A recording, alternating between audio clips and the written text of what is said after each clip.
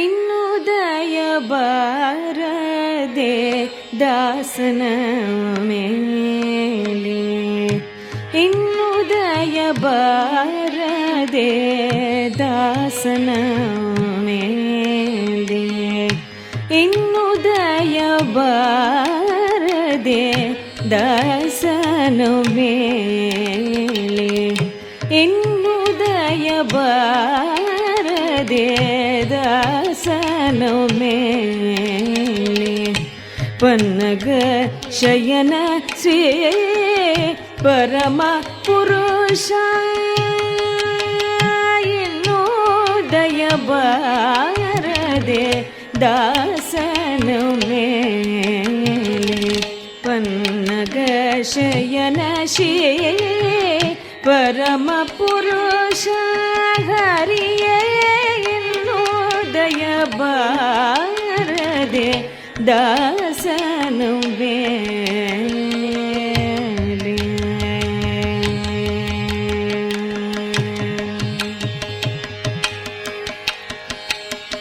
ನಾನಾ ದೇಶಗಳಲ್ಲಿ ನಾನಾ ಬಂಧುಗಳಲ್ಲಿ, ನಾನಾ ದೇಶಗಳಲ್ಲಿ ನಾನಾ ಬಂಧುಗಳಲ್ಲಿ, ನಾನಾ ದೇಶಗಳಲ್ಲಿ ನಾನಾ ಬಂಧುಗಳಲ್ಲಿ, ನಾನಾ ಯೋನಿಗಳಲ್ಲಿ ನಲಿದು ಪುಟಿ, ನಾನಾ ಯೋನಿಗಳಲ್ಲಿ ನಲಿದು ಪುಟಿ,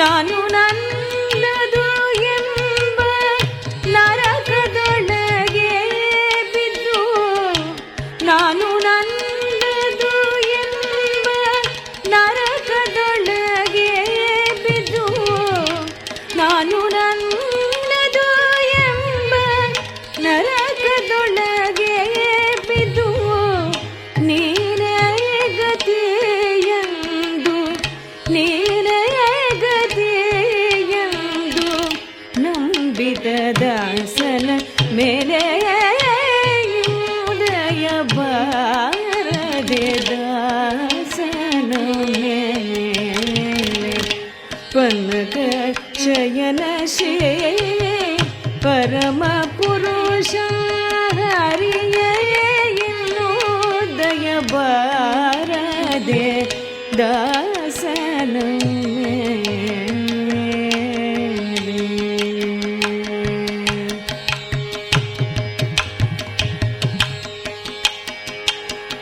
ಮನುವ ಕಾಯದಿಂದ ಮಾಡುವ ಕರ್ಮಗಳೆಲ್ಲ ದಾನವಾಂತಕ ನಿನ್ನಾದೀನ ಕೃತಿಯೇ, ಮನುವ ಕಾಯದಿಂದ ಮಾಡುವ ಕರ್ಮಗಳೆಲ್ಲ ದಾನವಾಂತಕ ನಿನ್ನಾದೀನವೇತಿ,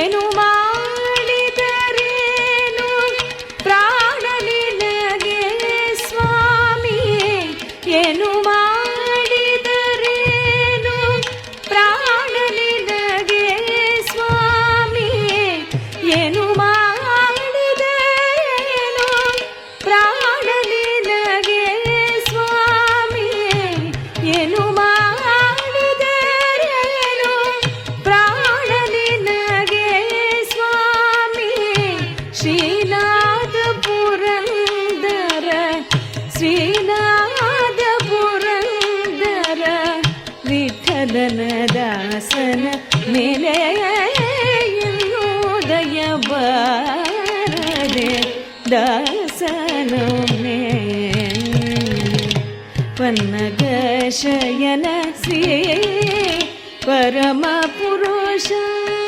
ಹರಿಯೇ ಇನ್ನುದ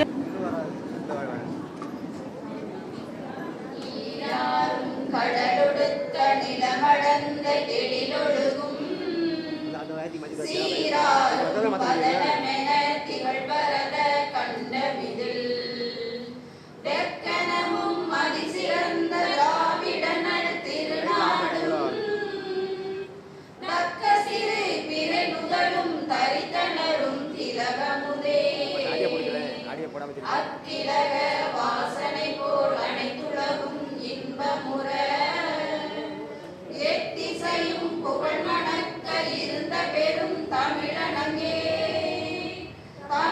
அரங்கே உன் சீரிழமை திறமியர்ந்து செயல் மறந்து வாழ்த்துதுமே வாழ்த்துதுமே வாழ்த்துதுமே.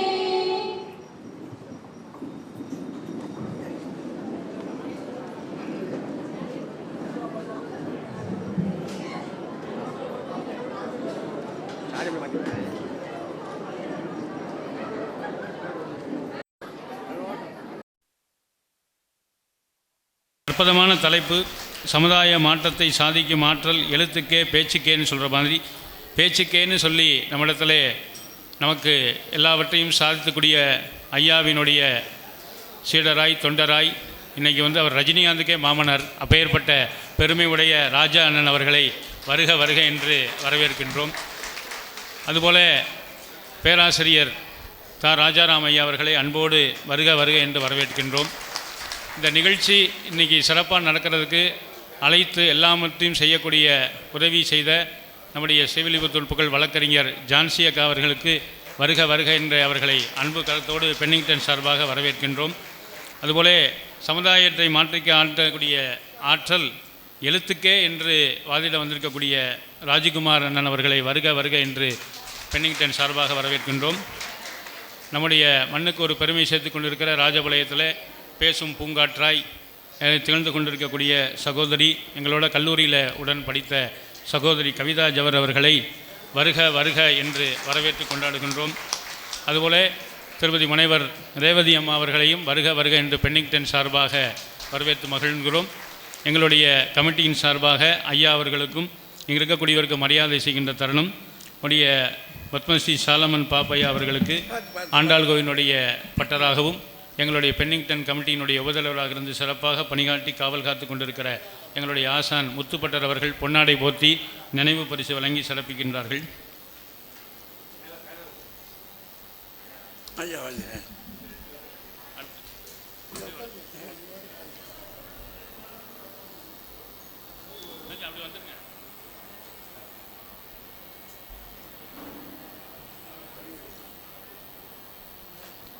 ராஜா சார் அவர்களுக்கு எங்களுடைய கமிட்டியின் செயலர் ஏஎம் ராதாசங்கர் அவர்கள் பொன்னாடை போற்றி நினைவு பரிசு வழங்க இருக்கிறார்கள்.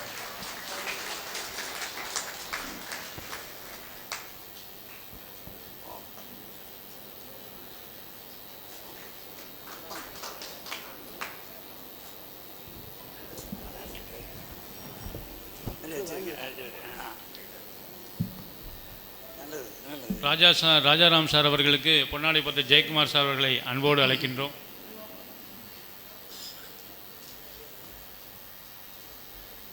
சார் உங்களுக்கு சாருக்கு சாருக்கு சார் உங்களுக்கு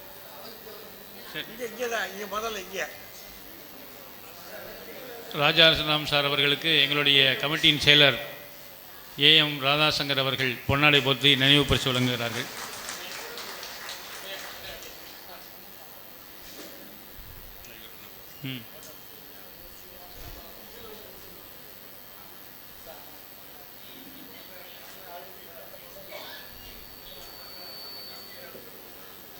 ராஜா சார் அவர்களுக்கு ஜெயக்குமார் சார் அவர்கள் பொன்னாடை போற்றி கௌரவிக்கிறார்கள்.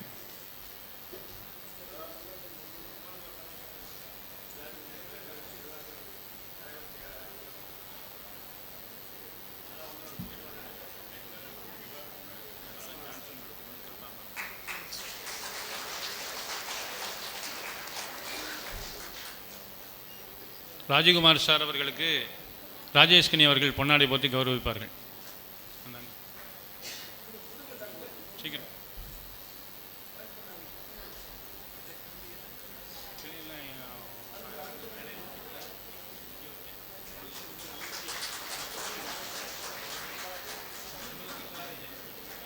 கிளி இல்லாமல் உங்களை அனுப்ப மாட்டோம்.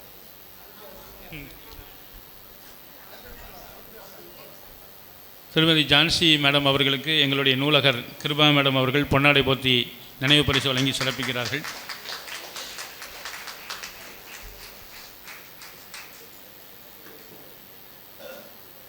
சகோதரி கவிதா ஜவர் அவர்களுக்கு அழகு சந்தான மிஸ் அவர்கள் பொன்னாடை போற்றி நினைவு பரிசு வழங்குகிறார்கள்.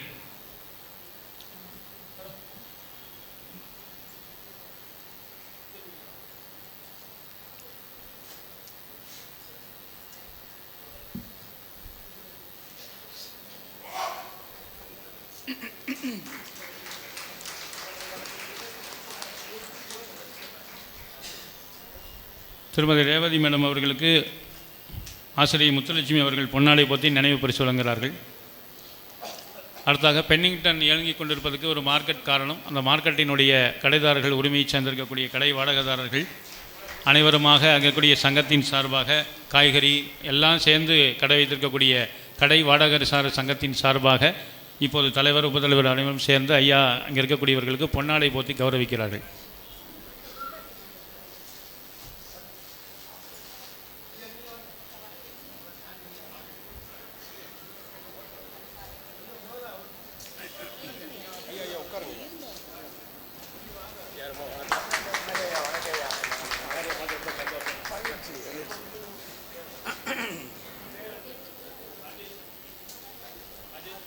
நன்றி நன்றி ஐயா, நன்றி ஐயா.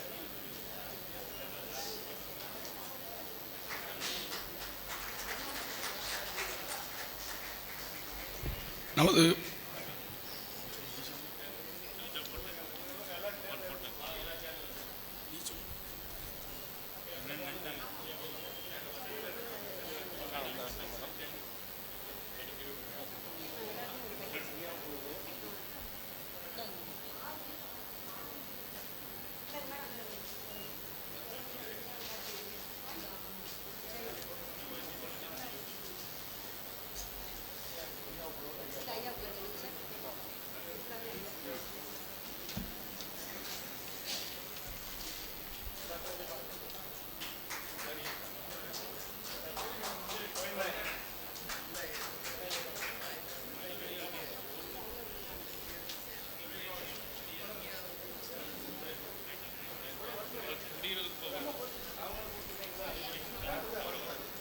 திருவில்லிபுத்தூர் மாநகரில் வாழுகின்ற மக்கள் அனைவருடைய பெருமையையும் புகழையும் சொல்லுவதற்கு நிலைத்து நிற்கின்று கொண்டிருக்கின்ற இந்த பென்னிங்டன் பொது நூலகத்தினுடைய 150வது ஆண்டு நிறைவு விழாவை மிகச் சீரோடும் சிறப்போடும் கொண்டாடி கொண்டிருக்கின்ற இந்த நிகழ்ச்சிக்குரிய அத்தனை பெரியோர்களே, குறிப்பாக இங்கே முன்னின்று இந்த விழாவை எடுத்து நடத்தி கொண்டிருக்கிற நம்முடைய ஐயா பெரியவர் பட்டரையா அவர்களே, வந்திருக்கின்ற சான்றோர்களே, குழு உறுப்பினர்களே, எங்களுடைய அருமை பிள்ளைகள், ஒருபுறம் பாலகிருஷ்ணன், இன்னொரு புறம் நம்ம காளியப்பன், பேச்சாளர் பெருமக்கள் இவர்கள் எல்லாம், அதோடு கூட என்னிடம் படித்த மாணாக்கர் சிலர் இங்கே இருக்கிறாங்க. தாய்மார்களே, தந்தையர்களே, இளைஞர்களே, பெரியோர்களே, உங்களுடைய அத்தனை பேரிடிக்கும் என்னுடைய பணிவான வணக்கத்தை முதற்கண் கூறிக்கொள்கிறேன். திருவில்லிபுத்தூர் எப்போதுமே ஒரு சரித்திரம் படைத்த ஊர். 1000 ஆண்டுகளுக்கு முன்பாகவே தமிழகத்து பெண்கள் எப்படி வாழ வேண்டும் என்பதற்கு வழிகாட்டிய ஒரு ஊர் இது. உறங்கி கிடக்க வேண்டிய காலம் அல்ல அது, இறைவனை நோக்கி உற்சாகமாக எழ வேண்டிய காலம். ஏ மடப்புள்ளாய், நீ இன்னும் உறங்கி கொண்டிருக்கின்றாயே, எழு என்று சொல்லி கோதை அன்னை நம்மை கூப்பிட்டு வீடு வீடாக சென்று எழுப்பி ஊருக்கெல்லாம் உபதேசம் பண்ணிய ஞானம் இருக்கிறதே, அந்த ஞானம் இந்த மண்ணிலிருந்து தான் புறப்பட்டது. அது புறப்பட்ட பிற்பாடு அதை வாங்கி கொண்டவர் மாணிக்கவாசகர் பெருமான். அப்படின்னா நீங்கள் யோசித்து பாருங்கள், 1000 ஆண்டுகளுக்கு முன்பே இங்கே அறிவு திருக்கோயில் இங்கே ஆண்டு கொண்டு இருக்கிறது. அப்படிப்பட்ட ஒரு புகழ் வாய்ந்த ஒரு நகரத்தில் ஞானம் கோலோச்சு கொண்டிருக்கின்ற ஒரு நகரத்தில் ஒரு அருமையான நூலகம் 1876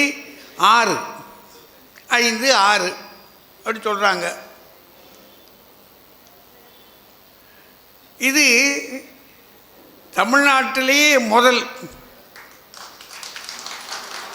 அதான் பெருசு. அது தமிழ்நாட்டிலேயே இதுதான் முதல்ல வந்தது. கனிமரா லைப்ரரி அதற்கு பிறகு தான். சென்னையில் இருக்கக்கூடிய கன்னிமரா இதற்கு பிறகு தான் அது. அப்படின்னா இது எவ்வளவு முன்னோக்கமாக இது நடந்திருக்கணும்னு யோசித்து பாருங்கள். ஒரு பென்னிக்டன்ற ஒரு கலெக்டர்னு சொல்கிறாங்க, அவர் ஆட்சியாளர்னு சொல்கிறாங்க, ஆட்சியர், மாவட்ட ஆட்சியர். அவர் இங்கே வந்து இருந்து என்ன, ஒரு காலத்தில் படிக்கிற பிள்ளைகள் நோக்கம் என்னென்னு சொல்கிறாங்க, இங்கே அரசு தேர்வுக்கு பயிற்சி பெறக்கூடிய ஆட்கள் இருக்காங்க இல்லையா, அன்றைக்கி எத்தனை பேர் படிச்சிருப்பாங்கன்னு எனக்கு தெரியலை. 1876 என்ன 100க்கு ஒரு 5 பேர் படிச்சிருப்பாங்களா? அது கூட இருக்காது. 100க்கு 5 கிடைக்காது. 1945 10 பேர் தான் சொல்கிறாங்க. அப்போ ரொம்ப குறைச்சலாக இருக்கும். ஒருவரோ இருவரோ அவருக்காக ஒரு நூலகமே வைக்க வேண்டும். நல்லா படிக்கணும், அரசு தேர்வுகளுக்கு போக வேண்டும், அது மட்டும் இல்லை சிந்திக்கணும், டு திங்க் அப்படின்றாங்க. சும்மா கற்பனை தேரோட்டி கொண்டு போவதல்ல, இது ஏன் எதற்காக என்று கேட்டு சிந்திக்க வேண்டும்.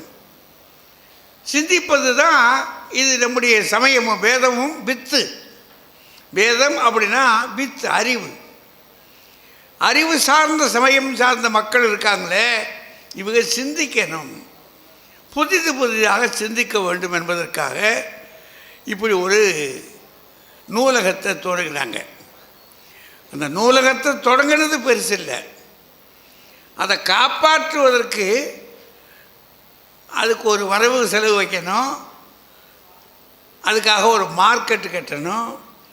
அந்த மார்க்கெட்டில் வரக்கூடிய வரக்கூடிய ஆட்கள் வாடகை இருக்கு, அதன் மூலமாக இதை ஒழுங்காக நடத்தணும், புத்தகங்கள் வாங்கி போடணும். என்ன திட்டமையாது? அப்படி திட்டம் போட்டு ஒரு திறமையான ஒரு அமைப்பை இந்த மண்ணிலே முதல்ல தோற்றிய பெருமை இருக்கு பாருங்க. அது வில்லிபுத்தூர் மக்களுக்கு அந்த பெருமை உண்டு. தோற்றுவித்தது பெருசில்லை, பெரும்பாலும் தொடங்கினா நம்ம ஆள் முடிச்சிருவான். நம்ம ஆளுடைய சிறப்புகளை ஒன்று என்னென்னா, போலியா பார்ப்போம், நாங்கள் என்ன விட்டுறவா போகிறோம் அப்படின்னு. ஆனால் அப்படி இல்லாமல் 150 ஆண்டுகளாக அதை தொடர்ந்து நடத்துவதற்கு உங்களுக்கு அறிவும் கொடுத்துருக்கிறான், வலுவும் கொடுத்துருக்கிறான். கொடுத்திருப்பவள் ஆண்டாள் அன்னை, அதான் பெருசு. அப்படிப்பட்ட ஒரு தரமான மக்கள் அவங்களெல்லாம் கூடி 3 நாட்களாக இந்த விழாவை இங்கே நடத்துகின்றது மிகப்பெரிய சிறப்பு, மிகப்பெரிய சிறப்பு. அதை எடுத்து செய்கின்ற இந்த விழா குழுவினர் இருக்காங்க பாருங்கள், ஐயா உட்பட அத்தனை பேருடைய திருவடிகளை சேவிப்பதிலே நான் மகிழ்ச்சி அடைகிறேன். கொடுத்து வச்சிருக்கிறேன், இந்த பெரிய காரியம் அது. ஏன்னா ஞான ஆராதனை நடத்துகிற இடம் அது. அந்த இடத்தை இவ்வளவு சிறப்பாக நீங்கள் வைத்திருப்பதும் நடத்துவதும். எவ்வளவு பெண்கள் வந்திருக்காங்க, கோதையர்கள். நம்ம ஊரில் கூட்டமாக காலை பொழுது அதுவும், ஆமாம் டிவியில் ஏதாவது போடுவேன் அதை பார்த்துக்கிடுவோம் அப்படின்னு பேசாமல் இருந்துருவாங்க. ஆனால் போய் கேட்போம் என்று இத்தனை பேர் வந்திருக்கிறாங்கன்னா அது தாய்மார்களுக்கு ஒரு தனி வணக்கம். இடமில்லாமல் வெளியே நின்று கொண்டு கேட்கிற பெரியவர்களுக்கு கொஞ்சம் முன்னாடி கூட வந்து உட்காரலாம். என்னங்கன்னா இங்கே வர முடியாத போலருக்கு, ஏன்னா பின்னாடி நிற்கிறாங்க, அவங்களுக்கு ஒரு தனி வணக்கம். பெரியவர்களே, இதில் ஒரு பட்டிமன்றம் நமக்கு இன்றைக்கி கொடுத்துருக்குறாங்க. என்ன தலைப்பு அப்படின்னா, மாற்றத்தை சாதிக்கும் ஆற்றல். சமுதாய மாற்றத்தை இருக்கு. சமுதாய மாற்றத்தை சாதிக்கும் ஆற்றல் எழுத்துக்கே பேச்சுக்கே. அது என்னங்க மாற்றம், அது என்னங்க சமுதாயம்? யோசனையாக இருக்குல்ல நமக்கு. அம்புட்டு விளங்குனா நம்ம என்ன விளங்கணும்ல, நமக்கு தலைப்பு விளங்கணும்ல. சமுதாயம் அது மாறணும் அப்படின்னு சொல்கிறாங்க. என்னத்தை மாற்றுறது? சமுதாயம், சமுதாயம்ன்றது சொசைட்டி அப்படின்னு நமக்கு தெரியும். அது என்ன சமுதாயம்? நம்ம எல்லாருக்கும் ஒரு பொதுமையான கோட்பாடு இருக்குது. இப்படி தான் வாழணும், இதுதான் ஒழுங்கு. இந்த கட்டுகளுக்கு இடையே வாழுகின்ற ஒரு குறிப்பிட்ட சமுதாய அமைப்பு, மக்கள் கூட்டம். அது இந்த திட்டவட்டமான கோட்பாடோடு கூட வாழுகின்ற ஒரு கூட்டம். அது இந்த கூட்டத்துக்கு இதுதான் நெறி அப்படின்னு ஒரு வழி இருக்குது. இந்த சமுதாயத்தில் மாற்றங்கள் வரும், திடீர்னு மாற்றம் வரும். என்ன அப்படி பெருசாக மாற்றம் வந்துடும்? எங்கள் வீட்டிலலாம் நாங்கள்லாம் சின்ன பிள்ளையா இருக்கும்போது எங்கள் வீட்டில் அடுப்பு வச்சுருப்பாங்க. அந்த அடுப்பில் விறகு போடணும், எரு போடணும், அப்புறம் அதுக்கு மேலே உமி போடணும். போட்டது மட்டும் இல்லை, ஊது குச்சின்னு இருக்கும், ஊது குழாயே ஊன்னு ஊதணும். இப்போ நீங்கள் எந்த வீட்டிலையாவது போய் இதை பார்த்துருக்கீங்களா? தாய்மார்களை தான் கேட்கணும். இப்போ ஒரு வீட்டுக்கு ஒரு பெண்ணை யாரும் கொடுப்பாங்களா? இப்போ அவங்க என்ன வீடு வச்சுருக்கான், வீடாது என் பிள்ளை அந்த வீட்டுக்காக கொடுக்க குறுக்குடிய இருக்கா? முடியாது. அப்படின்னா நேற்று இருந்த ஒன்று இன்று மாறிடுச்சு. பொருளாலும் மாறும், கருத்தாலும் மாறும். என்ன கருத்து? அந்த காலத்தில் நம்ம வீடுகளில் இப்படி வச்சு பார்ப்போமே, இந்த டெலிஃபோன் இருக்குது பார்த்தீங்களா? டெலிஃபோன் வீட்டில் இருந்துச்சுன்னா பெரிய பெருமை. அந்த வீட்டில் டெலிஃபோன் இருக்குங்க அப்படின்னா அது கிணிங்கிணிங் கிணிங்கிணிங் கிணிங்கிணின்னு அடிக்கும். நான் ஓடி போய் அங்கே கேட்டால் ஹலோ அப்படின்னா அது 8 தெருவுக்கு கேட்கும். கேட்கணும்னு நமக்கும் ஆசை. நம்ம வீட்டில் இருக்குன்றது தெரியணும்ல. அப்படி வச்சுருந்தோம். இப்போ எங்கேயாவது டெலிஃபோன் இருக்கா? என்னாச்சு? நம்ம கையிலேயே டெலிஃபோன் இருக்கு. இவன் ஹலோ அப்படின்னு பேசுகிறது மட்டும் இல்லை, அங்கேருந்து முகத்துக்கு முகம் வருது. அவன் அங்கே இருக்கிட்டு பேசுகிறான், ஏன்டா இப்படி மூஞ்சி இப்படி வச்சுக்கிட்டு இருக்க அப்படின்றான். இன்னும் முழிக்கலடா குளிக்கலடா, உன்னோட பேசுனதே தப்புடான் அப்படின்னா அவ்வளவு தெளிவாகி போச்சு. கைக்குள்ளேயே இருக்குது அடக்கம். அப்போ பொருளால் கருத்துக்களால் பல வகையான மாற்றங்கள் ஏற்படும். அந்த பழமை போயிடும். முன்னை பழமைக்கும் பின்னை புதுமைக்கும் பேர்த்தும பெற்றியனே நான் இறைவனையே. அவன் பழமைக்கு பழமையானவன், புதுமைக்கு புதுமையானவன். அப்போ பழமையும் இருக்குது, புதுமையும் இருக்குது. பழமை கழிவதும் புதுமை புகுவதும் வலு அல கால வகையினானே இருக்கா. அப்படின்னா யோசிச்சுக்கங்க. மாற்றம் என்பது புதிதாக வரும். வருவது தவறல்ல. நல்லா ஞாபகம் வச்சுக்கிடணும். அது வரக்கூடாதுன்னு சொல்ல முடியாது. வருவது தவறல்ல. ஏன்னா என் பாட்டன் சட்டையே போடலை. சட்டை போட்டானா என் பாட்டன்? சட்டையே செய்யாமல் இருந்தான். ஏன்னா அவனுக்கு சட்டைன்னு ஒன்று இருக்கிறதே தெரியாது. இப்போ பாருங்களேன், என்ன சட்டை, என்ன அழகு ஆள் போட்டு கண்ணாடி முன்னாடி நின்று அப்படின்றான்.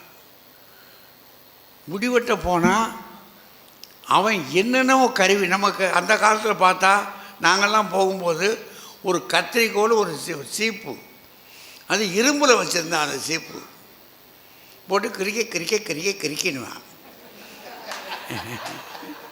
இப்போ பாருங்கள், அவன் ஒரு இது வச்சுருந்தான். அதுக்கு பிற்பாடு ஒரு கொண்டாந்துருந்தாங்க, மிஷின் போட்டாங்க, டனைன்னு.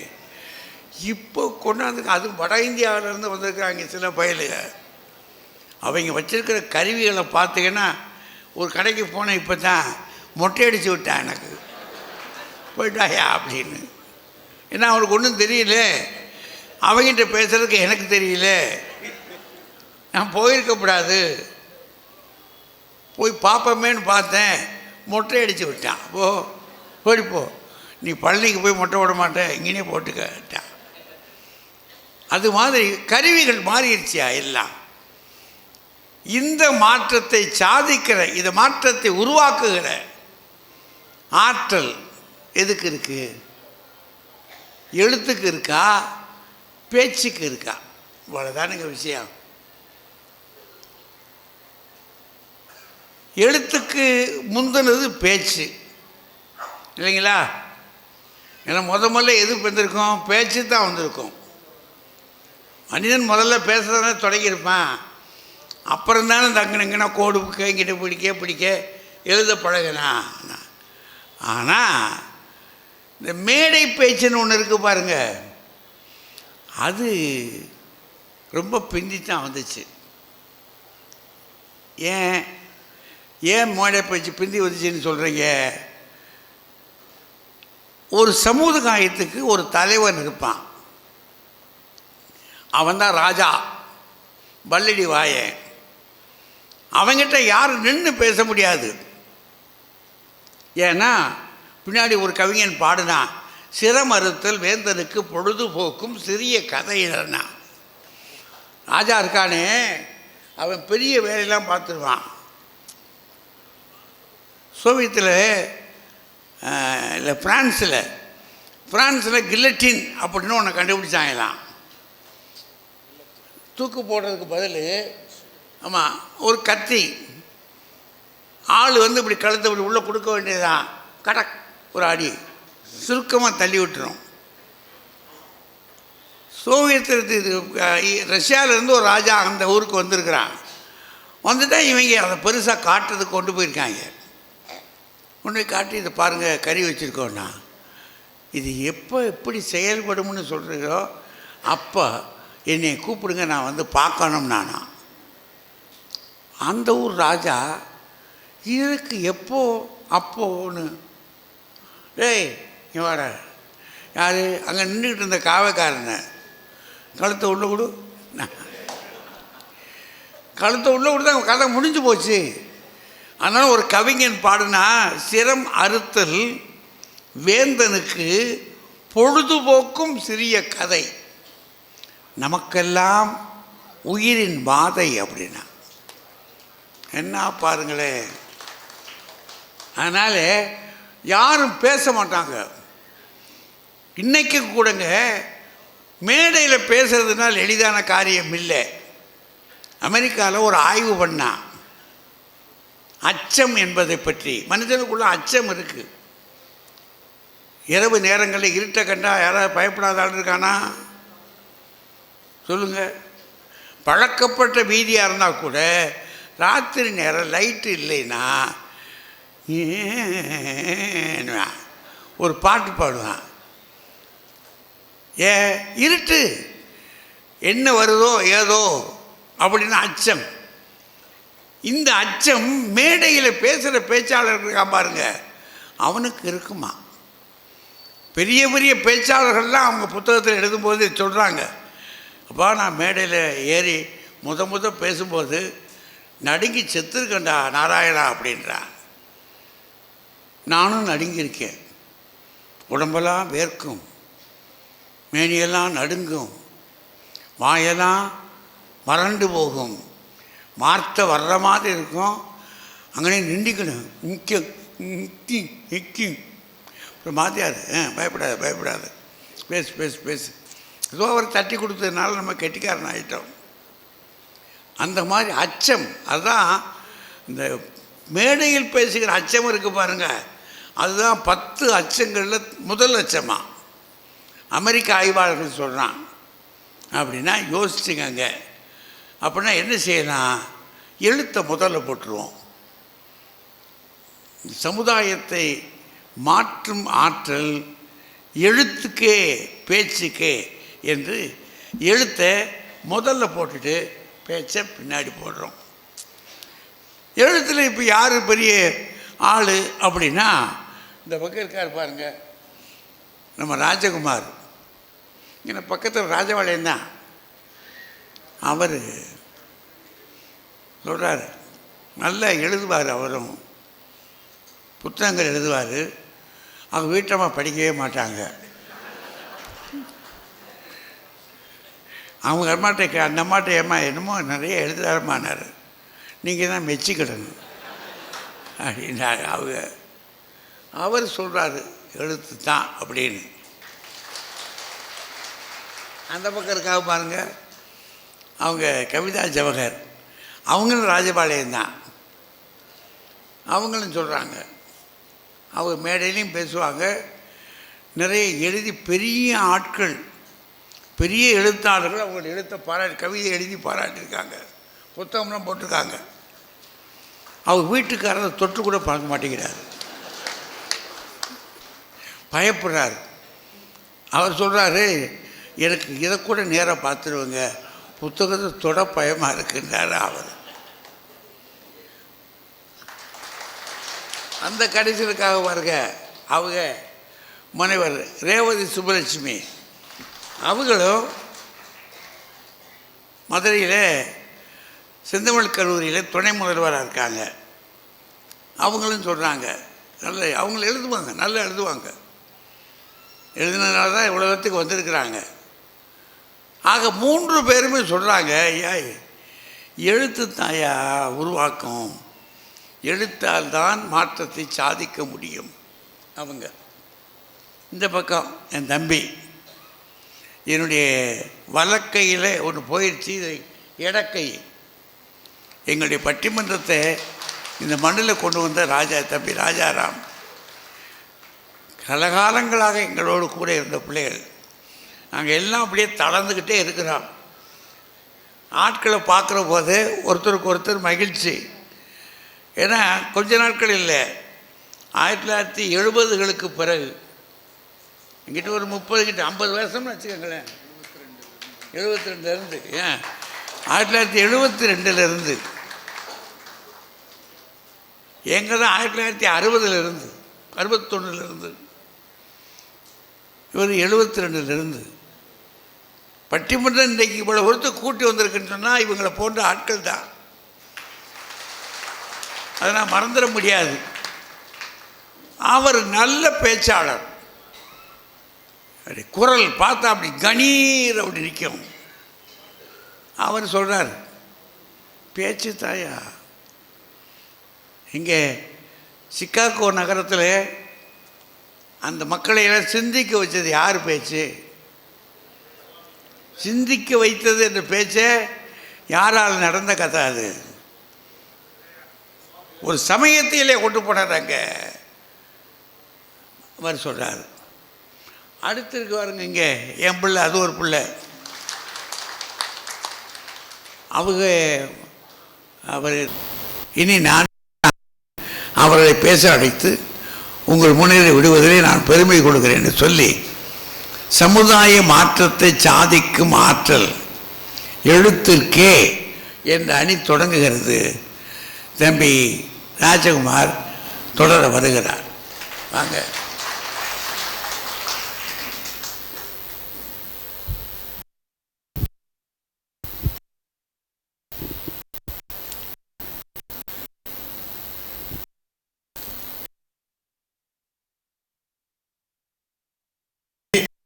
தமிழறிஞர் ஐயா அவர்களே, பட்டிமன்ற பெருமக்கள், பெருமைமிகு இந்த நூலகத்தின் 150வது ஆண்டு விழாவை கொண்டாடி கொண்டிருக்கின்ற நூலகத்தின் கட்டி காத்து கொண்டிருக்கின்ற அதனுடைய இயக்குனர்களே, பொறுப்பாளர்களே, அமுத தமிழ் பிறந்த இந்த மண்ணில் இன்றைக்கு பட்டிமன்ற தமிழை கேட்பதற்காக வருகை தந்திருக்கின்ற என் தமிழ் சொந்தங்களே, உங்கள் அனைவருக்கும் அன்பின் வணக்கம். நடுவர் அவர்களே, சமுதாய மாற்றத்தை காரணமாக இருப்பது எழுத்தா பேச்சா? நீங்கள் முன்னுரையில் பேசும்போதே ஒன்று சொன்னீங்க, முதலில் தோன்றியது பேச்சு, பேச்சுக்கு பிறகுதான் எழுத்து வந்ததுன்னு நீங்களே சொன்னீங்க. ஆனால் மேடையில் பேசுறதுக்கு மட்டும் எழுத்த முதல்ல கூப்பிட்டுருக்கீங்க. அப்படின்னா எழுத்து தான் எல்லாவற்றிற்கும் முதல் என்பதை எங்கள் நடுவரே ஒத்துக்கொண்டார் என்று எடுத்துக்கொள்ளலாம். உண்மைதானே. பேச்சாளர்களுக்கும் முதல் கொடுப்பது எழுத்து. நான் ஒன்று கேட்குறேன், பேச்சேன்னு பேசுகிறவங்க எல்லாம் படித்ததை தானே பேசுகிறாங்க? அந்த காலத்தில் பேசினவங்க பக்கத்தில் உட்காந்து கேட்டுட்டா வந்து பேசுகிறாங்க? நான் ஒன்று பணிவோடு கேட்குறேன், நீங்கள் படித்தது எதையுமே பேசாமல் இந்த மேடையில் உங்களால் பேச முடியுமா? முடியாதுல்ல, முடியாது. ஏன்னா எழுத்தாக மாறும் போதுதான் அந்த பேச்சுக்கே பெருமை. நூலகத்தின் விழா என்பது எதுக்கான விழா? எழுத்தை கொண்டாடுகிற விழா. இங்க எத்தனை பேரோ பேசியிருப்பாங்க, அவங்களெல்லாம் கொண்டாடல. இந்த தமிழகத்தில் எத்தனையோ பேச்சாளர்கள் இருந்திருக்கிறார்கள், அவர்கள் பேச்சுக்கள் எல்லாம் காற்றில் கரைந்து போனது. சில நேரம் கேட்பார் இல்லாமல் வீணா போயிருக்கும். ஆனால் எந்த பேச்சு எழுத்தாக மாறியதோ அந்த பேச்சு தான் காலம் கடந்தும் நிற்கும். நீங்க எங்க வேணாலும் பேச்சுன்னு சொல்லுங்க, இந்த மண்ணில் பேசாதீங்க. இது மாலை கட்டுவதின் மகளாக பிறந்து அழகு தமிழ் பாமாலை கட்டியதால் அரங்கனையே ஒரு சாமானிய பெண் கட்டலாம் என்று சமுதாய மாற்றத்தை தந்த இந்த மண். அதனால் தான் தமிழகத்தின் ராஜகோபுரத்தில் எங்கள் கோபுரம் இருக்கிறது. இது எழுத்துக்கான அங்கீகாரம் என்பதை பணிவோடு மன்றத்தில் சொல்லி, புத்தகம்ங்கிறது நாம தொட்டா அது காகிதம், ஆனால் படித்தால் அதுதான் ஆயுதமாக மாறும். புத்தகம்ங்கிறது சாதாரணமான விஷயம் இல்லைங்க. நாம புத்தகத்தை திறக்கும் போது இதயத்தின் கதவுகளையும் திறக்கிறோம். நீங்க உலகத்திலேயே அமைதியாக இருக்கிற இடங்கள் 2 இடம் பேரமைதி இருக்கும். ஒன்று ஆலயம், இன்னொன்று நூலகம். ஆலயம்ங்கிறது பக்திக்கானது, நூலகம் என்பது புத்திக்கானது.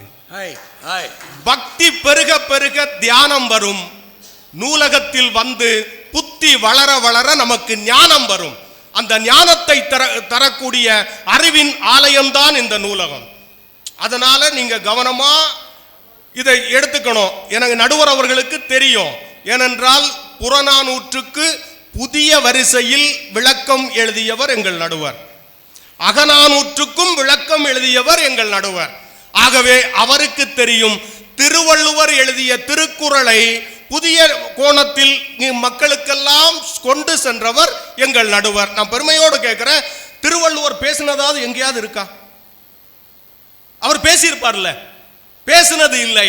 ஆனால் அவர் எழுதிய எழுத்தை இன்று உலகமே பேசிக் கொண்டிருக்கிறது. உலகத்தின் 58 மொழிகளில் திருக்குறள் மொழிபெயர்க்கப்பட்டிருக்கிறதுன்னா உலக பொதுமறை. நீங்க தமிழன் உலகத்துக்கு தந்த அறிவு பொக்கிஷம் தான் திருக்குறள்ங்கிறத நாம யோசிக்கணும். நீங்க ஒரு சமீபத்தில் ஒரு புது கவிஞன் எழுதுனா என்ன தெரியுமா? புத்தன் போதி மரம் தேடி இருக்க மாட்டான், புத்தகம் கிடைத்திருந்தால்னு எழுதினான்.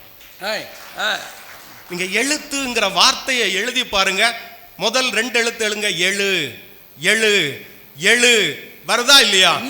எழுத்தாளனினுடைய பேனா குனிகிற போதெல்லாம் இந்த சமூகம் தலை நிமிர்ந்தது என்பது வரலாறு. நீங்க அணுகுண்டுக்கும் புத்தகத்துக்கும் ஒரே ஒரு வித்தியாசம், இது ஜெயகாந்தன் சொன்னது. அணுகுண்டு ஒரே ஒரு முறைதான் வெடிக்கும், புத்தகம் திறக்கும் போதெல்லாம் வெடிக்கும். அதுக்கு காலம் இடம் எதுவும் கிடையாது, காலம் கடந்தும் புரட்சியை ஏற்படுத்தும். அதான் புத்தகத்தோட சிறப்பு. நீங்க எங்க பெருமையோடு எங்கள் ராஜாராம் ஐயா இருக்கிறாங்க, பாரதியை பற்றி அவ்வளவு பேசுவாங்க. அவங்க பேசுறத நாங்க கேட்டே உணர்ச்சி வசப்பட்டிருக்கோம். ஆனால் பாரதியினுடைய எழுத்துக்களிலிருந்து எடுத்து அவர்கள் பேசினார்கள். பாரதி எழுதிய எழுத்து தெரியுமா? நான் பாரதியோடைய சிறப்பு என்னன்னா, தமிழ்ல ஆயுத எழுத்து ஒன்றுதான். வேற எந்த மொழியிலையும் ஆயுத எழுத்து ஒன்று கிடையாது. அது தமிழ்ல மட்டும்தான் இருக்கு. தமிழ்ல ஆயுத எழுத்து ஒன்றுதான். ஆனால் எல்லா எழுத்துக்களையும் ஆயுதமாக பயன்படுத்தியவன் எங்கள் மகாகவி பாரதி. எல்லா எழுத்துக்களையும். அதனால்தான் பாரதி எழுதுனா, அக்கினி குஞ்சொன்று கண்டேன், அதை ஆங்கோர் காட்டிடை பொந்திடை வைத்தேன், வெந்து தணிந்தது காடு, தளல் வீரத்தில் குஞ்சென்றும் மூப்பன்றும் இல்லை, தத்தரிகிட தத்தரிகிட தத்தரிகிட தத்தோம். அந்த அக்கினி குஞ்சாக அந்த எழுத்து நம் இதயத்தில் வருகிற போது அந்த இதயத்திற்குள் நுழைந்து சமூக மாற்றமாக அது மலர்கிறது என்பதுதான் நோக்கம். விடுதலை வேள்வியில பாரதி எழுதினான், இதம் தரு மனையின் நீங்கி இடர்மிகு சிறைப்பட்டாலும் பதம் தரு இரண்டும் மாறி பழிமிகுந்து இழிவுற்றாலும் விதந்தரு கோடி இன்னல் வீழ்ந்தனை அழித்திட்டாலும் சுதந்திர தேவி நின்னை தொழுதிடல் மறுக்கிலேனே என்று இந்த சமூகத்தில் விடுதலை வேள்வியை, விடுதலை உணர்ச்சியை ஊட்டியவன் பாரதி. அதனால் தான் 1928 வெள்ளை அரசாங்கம் பாரதியின் எழுத்துக்களுக்கு தடை போட்டது. தமிழகத்தில் பாரதிக்கு உலகத்தில் பல எழுத்தாளர்களினுடைய நூல்கள் தடை செய்யப்பட்டிருக்கிறது. பேச்சும் சிலருடைய பேச்சுக்களுக்கு பேசக்கூடாதுன்னு சொல்லியிருக்காங்க. ஆனால் அதிகமாக தடை போடப்பட்டது எழுத்துக்களுக்கு மட்டும்தான். ஏனென்றால் ஆட்சி அதிகாரத்தையே ஆட்டி படைக்கிற வல்லமை எழுதுகோலுக்கு உண்டு என்பதால் தான் தடை செய்தார்கள். அரசாங்கம் பயப்பட்டது. ஏன்? ஈழத்தில் ஒரு நூலகம் எரிக்கப்பட்டது. ஏனென்றால் நூலகத்தை எரித்து விட்டால் மனிதன் சிந்திப்பதை நிறுத்தி விடலாம் என்று ஆட்சியாளர்களே கிளர்ந்தெழுந்தார்கள். அதுதான் இந்த சமூகத்தில் நடந்தது. அதான் நீங்க என்னன்னா, படைப்பாளன் அப்படிங்கிறது எழுத்தாளனுக்கு ஒரு பெயர். படைப்பாளன், கடவுளையும் படைப்பாளன் தான் சொல்றோம், எழுத்தாளனையும் படைப்பாளன் சொல்றோம். என்னன்னா, சமூகத்தில் அவலங்கள் ஏற்படுகிற போது, சிக்கல்கள் எழுகிற போது, சமூகத்தில் பிரச்சனைகள் எழுதுகிற போது பேனாமுனையால் புதிய சமுதாயத்தை அவன் படைப்பதால் அவனுக்கு படைப்பாளன் என்று பெயர். புதிய சமுதாயம். நீங்க கீழடி பக்கத்துல தான் இருக்கு. கீழடியில மண்ணை தோண்டி அகழ்வாராய்ச்சி செய்யும் போது பானை ஓடுகள் எல்லாம் கிடைக்குது. அதில் எழுத்துக்கள் இருக்கிறது. குவிரன் ஆதன் என்று அழகான தமிழ் பெயரை அதில் எழுதியிருக்கிறார்கள் என்பதை பார்க்கிற போது 2600 ஆண்டுகளுக்கு முன்னாலேயே தமிழ் சமூகம் எழுத படிக்க தெரிந்த சமூகமாக இருந்தது என்பது சிறப்பு. அதனால் தான் சொல்றோம், இந்திய வரலாற்றை வடக்கிலிருந்து எழுத வேண்டாம், தெற்கிலிருந்து எழுதுங்கள் என்று சொன்னோம். விடுதலை போராட்டத்தில் மகாத்மா காந்திக்கு உந்து சக்தியாக இருந்தது எழுத்தாளர்களினுடைய எழுத்துக்கள் தான். ஜான் ரஸ்கின் எழுதிய கடையனுக்கும் கடைத்தேற்றம் தான் அவருடைய சர்வோதய சிந்தனைகளுக்கெல்லாம் காரணமாக இருந்தது. அவர் ஒத்துழையாமை இயக்கத்தை தொடங்கினார். அதுக்கு காரணம் என்ன தெரியுமா? அமெரிக்க தத்துவ மேதை ஹென்றி டேவிட் தோரே எழுதிய சிவில் டிசோபீடியன்ஸ். அதை படித்த பிறகுதான் அதை அப்படியே இந்திய விடுதலை போராட்டத்திற்கு பயன்படுத்தினார் காந்தி. அதான் உண்மை. நீங்க அமெரிக்கா, நம்ம இந்தியா வெள்ளக்காரங்களுக்கு அடிமையா இருந்தது மாதிரி பிரிட்டிஷ்காரங்களுக்கு அமெரிக்காவும் ஒரு காலத்தில் அடிமையா இருந்தது. அந்த நேரத்தில் தான் இங்கிலாந்தில் பிறந்த ஒருத்தர் அமெரிக்காவில் குடியேறுகிறார். அவருடைய பெயர் தாமஸ் பெயின் பேர். இங்கிலாந்தில் பிறந்தவர். நம்ம நாடு இன்னொரு நாட்டை அடிமையா வச்சிருக்கேங்கிறத நினைச்சு வெகுண்டு எழுந்து அவர் ஒரு கட்டுரை தொகுதி எழுதுறார். வெறும் 47 பக்கம் தான். அதுக்கு தலைப்பு என்ன போட்டார்னா காமன் சென்ஸ்ன்னு போட்டார். காமன் சென்ஸ்ங்கிற ஒரு கட்டுரை தொகுதி வெறும் 47 பக்கத்தோட எழுதுறார். அதை எழுதி அமெரிக்காவில் வெளியிடுகிறார். வெளியிட்ட பிறகுதான் அதுல ஒரு வாசகம் இருக்கும். என்னன்னா, ஒரு கண்டம் ஒரு நாட்டை அடிமையாக்கலாம், ஆனா ஒரு நாடு ஒரு கண்டத்தை அடிமையாக்கலாமான்னு கேள்வி கேட்டார். அதை படித்தவர்கள் வெகுண்டு எழுந்து அமெரிக்க விடுதலைக்காக மிகப்பெரிய புரட்சியை செய்தார்கள். அமெரிக்கா விடுதலை பெற்றது. அதற்கு பின்னால் தாமஸ் பெயின் எழுதிய காமன் சென்ஸ் என்கிற நூல் தான் இருந்தது அப்படிங்கிறதா உண்மை. ஒரே ஒரு செய்தியோட நிறைவு பண்றேன். அதாவது எழுத்தாளன் எழுதுறது எல்லாமே நடக்குதுங்க. தீர்க்கதரிசி. பின்னால் நடக்கிறத கூட முன்னால் எழுதக்கூடிய ஆற்றல் எழுத்தாளனுக்கு இருக்கு. ஒரு பிரெஞ்சு எழுத்தாளன் ஜூல்ஸ் வெர்ன்னு பேரு. அவர் ஒரு புத்தகம் எழுதினார், நாவல் எழுதினார், From the Earth to the Moon. 1865 வெளிவந்தது.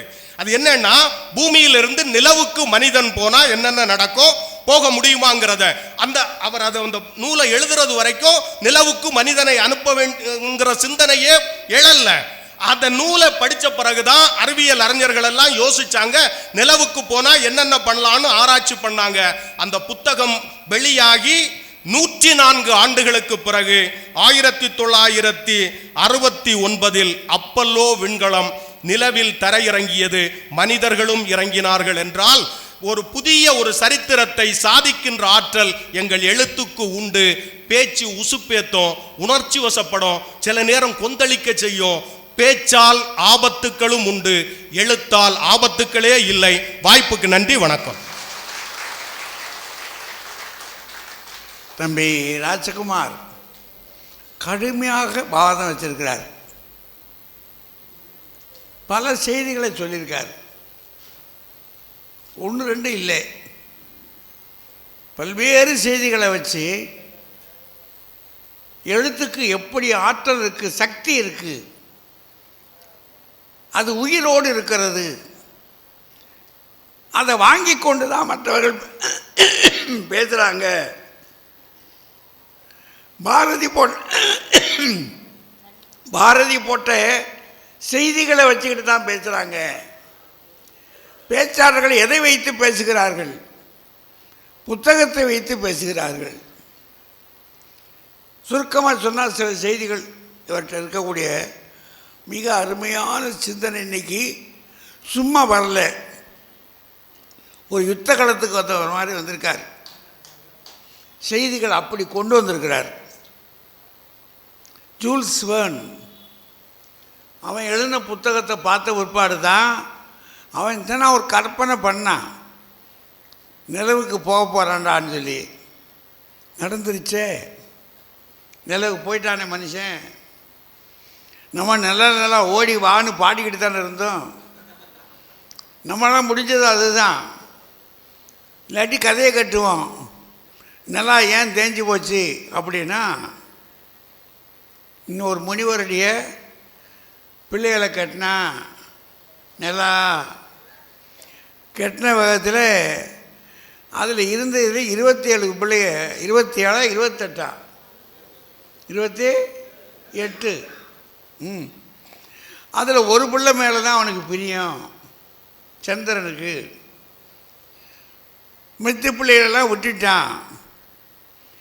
அது என்ன செஞ்சு போய் அவங்க அப்பங்கிட்ட போய் சாமியார்கிட்ட போய், இப்போ நீ கட்டி கொடுத்தும் பிரயோஜனம் இல்லை, இந்த பையன் கிறுக்கு பையனாக இருக்கேன், எங்களை ஒன்றும் பார்க்குறதே இல்லை அப்படின்னா.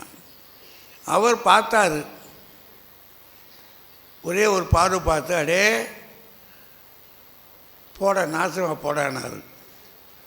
அன்னையிலிருந்து அவன் என்ன ஆச்சான், தேய ஆரம்பிச்சிட்டான். கடைசியில் எங்கே ஓடுனா, சிவபெருமான்கிட்ட ஓடுனா. அவன், சாமி என்னை காப்பாற்று அப்படின்னா. அவர் பார்த்தாரு, எப்பா அப்போ சாபம் கொடுத்துருக்குற ஆள் பெரிய ஆள், நான் ஒன்றும் செய்ய முடியாது, வேணா தெரிஞ்சுக்கிட்டு தான் இருக்கும். அவர் தேயத்தானே சொன்னார், நான் வேணும் உன்னை வளர்கிறதுக்கு விடுறேன், தேஞ்ச பிற்பாடு வளர்ந்துருவேனாரு. அப்போ அவன் கேட்டான், அது சரி, நீங்கள் சொன்னது சரி, மறந்துட்டீங்கன்னா அவன் எப்படி ஆளாக இருப்பான்னு பாருங்கள். நீங்கள் சொன்னது சாமி சொன்னது சத்தான், மறந்துட்டான், நான் என்ன செய்கிறது என்ன. மறக்கிறடா பாவி, நீ இன்றைக்கி 3ஆம் நாளாக வந்திருக்க, இன்னும் 3 நாள் இருக்கு முழுக்க தேய்கிறதுக்கு, வாடா உன்னை நான் நெத்தியில் வச்சுக்கிறேன்டா. ஆனால் சிவருமான் நான் ஆடுற கோலத்தில் பாருங்கள், நெத்தியில் உட்காந்துருப்பார், பார்த்துருக்கீங்களா? இப்படி கதை கட்டுறதுக்கு நமக்கு கெட்டிக்காரங்க, நம்ம ஆளுங்க கெட்டிக்காரத்தில் இருக்கு பாருங்க, பயங்கரம். சரி, இப்படி கலை உரைத்த கற்பனைகளிலே நாம் ரொம்ப வேகமாக பறந்து செய்வோம். அவன் அப்படி இல்லை, அவன் ஒரு கற்பனை பண்ணான், நிலவுக்கே போக முடியாதுன்னு போயிட்டாங்க. இதை எது சாதிச்சு? புத்தகம் அல்லவா சாதிச்சுன்றார், எழுத்தல்லவா சாதித்தது, பெரிய விஷயந்தானே. பேச்சுக்காரங்களுக்கு கொஞ்சம் கஷ்டம்தான், கொஞ்சம் சிரமந்தான். ஆனால் பெரிய ஆள் ராஜாராம். வாங்க ராஜா, வாங்க. நல்லா பிரமாணம். எங்கள் வணக்கத்திற்குரிய குருநாதர் ஐயா அவர்களே, பட்டிமன்ற அறிஞர்களே, அண்ணன் சேப்பா அவர்களே, அன்பு தம்பி காளியப்பன் அவர்களே, என் முன்னே அமர்ந்திருக்கின்ற அறிவார்ந்த அவையோரே, என் பணிவின் வணக்கம். தம்பி ஒரு கேள்வி கேட்டார், நியாயமானது. படித்து விட்டுத்தானே பேச வருகிறீர்கள். நான் திருப்பி கேட்கிறேன், படித்ததை வைத்து கொண்டிருக்க வேண்டியதுதானே, எதற்கு பேச வந்தீர்கள்? அதானே, நீங்கள் படித்தது உங்களுக்கு மட்டும் தம்பி, நீங்கள் பேசியது இங்கு கூடியிருக்கக்கூடிய பல நூறு பேரை சென்று அடைகிறது. அதுதான் இரண்டிற்கும் உள்ள வேறுபாடு. அதனால ஒரு கண்டுபிடித்தார் பாருங்க. எழுத்துதான் முதலில் வருவது தம்பி. முதல்ல வருவதெல்லாம் முதன்மை பெற்றதல்ல. பிரைம் மினிஸ்டருக்கு முன்னால பைலட் கார் தான் வரும். இவரை மாலை போட சொன்னா பைலட் கார்ல வருபவருக்கு போடுவார். என்னொன்னு தெரியுமா தம்பி, பல்லு இல்லைன்னா சொல் இல்லை. முதல்ல முளைக்கிற பல்லு விழுந்துரும், பின்னால வரக்கூடியதுதான் உறுதியா இருக்கும். அதனால முதலில் வருவது என்பதாலேயே ஒன்று முதன்மை பெற்று விடாது. ரொம்ப அருமையா பாரதியே சொன்னார், நாங்கள் ஒத்துக்கொள்ளுகிறோம். ஆனால் உங்களுக்கு தெரியுமா, எழுத்துக்களுக்கு நெற்றிக்கண் கொடுத்த எட்டயபுரத்து இலக்கிய சூரியன் பாரதி. நாங்கள் அதை ஏற்றுக்கொள்ளுகிறோம். ஆனால் அதே பாரதி இந்த நாட்டிற்கு ஆவேச கருத்துக்களை ஊட்டுவதற்காக சென்னையில் என்ன செய்தான் தெரியுமா? வங்கத்தில் இருந்து விபின் சந்திரபாலரை வரவழைத்து பேச வைத்தான். அவருடைய பேச்சு ஆயிரக்கணக்கானோருடைய நெஞ்சில் கிளர்ச்சியை ஊட்டியது. எழுத்து ஒருபோதும் தவறாகாது என்பது தவறான எண்ணம். ஏன்னா எழுத்துல மஞ்சள் எழுத்துக்களும் உண்டு, நான் அந்த பக்கம் போக விரும்பவில்லை. மனதை நச்சுப்படுத்துகிற எழுத்துக்களும் உண்டு என்பதை தயவு தம்பி நீங்க ஒத்துக்கொள்ளணும். நச்சு இலக்கியம் இருக்கு, அதுவும் எழுத்து தானே ஐயா. நீங்க அப்ப அதை இல்லைன்னா நீங்க என்ன சொல்லணும்? நான் நல்ல எழுத்துக்களை சொல்லுகிறேன்னு சொல்லணும். எழுத்துக்கள் என்று பொதுப்படையாக தயவு செய்து பேசாதீர்கள். அப்புறம் நீங்க ரொம்ப அருமையா சொன்னீங்க, பேச்சு ஒன்றும் எளிது இல்லையா. சுஜாதா என்ற எழுத்தாளரே எல்லோருக்கும் தெரியும் இல்லையா, தமிழகம் அறியாத எழுத்தாளரா. விவேகானந்தா கல்லூரியில் பேச போகிறார். பேசி கொண்டிருக்கிற போதே சொல்லுகிறார், நான் எழுத்தாளனே தவிர முன்னால் நின்றால் நடுங்கி போய்விடுவேன் என்று. அவ்வளவு பெரிய எழுத்தாளர். ஒரு இளைஞன் கேட்டான், திருக்குறள் 1330, அப்படி என்றால் திருக்குறள்கள் என்று தானே இருக்க வேண்டும், ஏன் திருக்குறள்? சுஜாதா ஒரு முறை பார்த்தார், எனக்கு பதில் சொல்ல தெரியல, நான் எழுத்தாளன், போய் சிந்திச்சு எழுதுகிறேன்னார். கணையாளியில எழுதினார், திருக்குறள்கள் என்று இல்லை, திருக்குறள் தான். ஏனென்றால் வள்ளுவருக்கு கள் பிடிக்காது. அருமை அருமை இல்லையா? அதை உடனே சொல்ல முடியல. இப்போ ஒரு பட்டிமன்றத்தில் நீங்க கேள்வி கேட்டா நான் பதில் சொல்லணும். இப்ப நான் பேசினா என்னுடைய அன்பு மகள் கவிதா திருப்பி படார்னு அடிப்பாங்க. எல்லாம் உங்க தயாரிப்பு தானே, செவிலில் அடிப்பாங்க. அதுக்கு கூர்மையான ஒரு நிலை வேண்டும் தம்பி. பேசுவது ரொம்ப எளிது. நீங்க நல்லா ஞாபகம் வச்சு பாருங்க, புத்தருக்கு எழுத்து இருந்தால் போதி மரம் தேவையில்லை என்றார். ஆனால் நன்றாக யோசித்து பாருங்கள், புத்த மதத்தை புத்தர் எப்படி பரப்பினார்? எழுத்துக்களாலா பேச்சினாலா? கொஞ்சம் சிந்தித்து பாருங்க.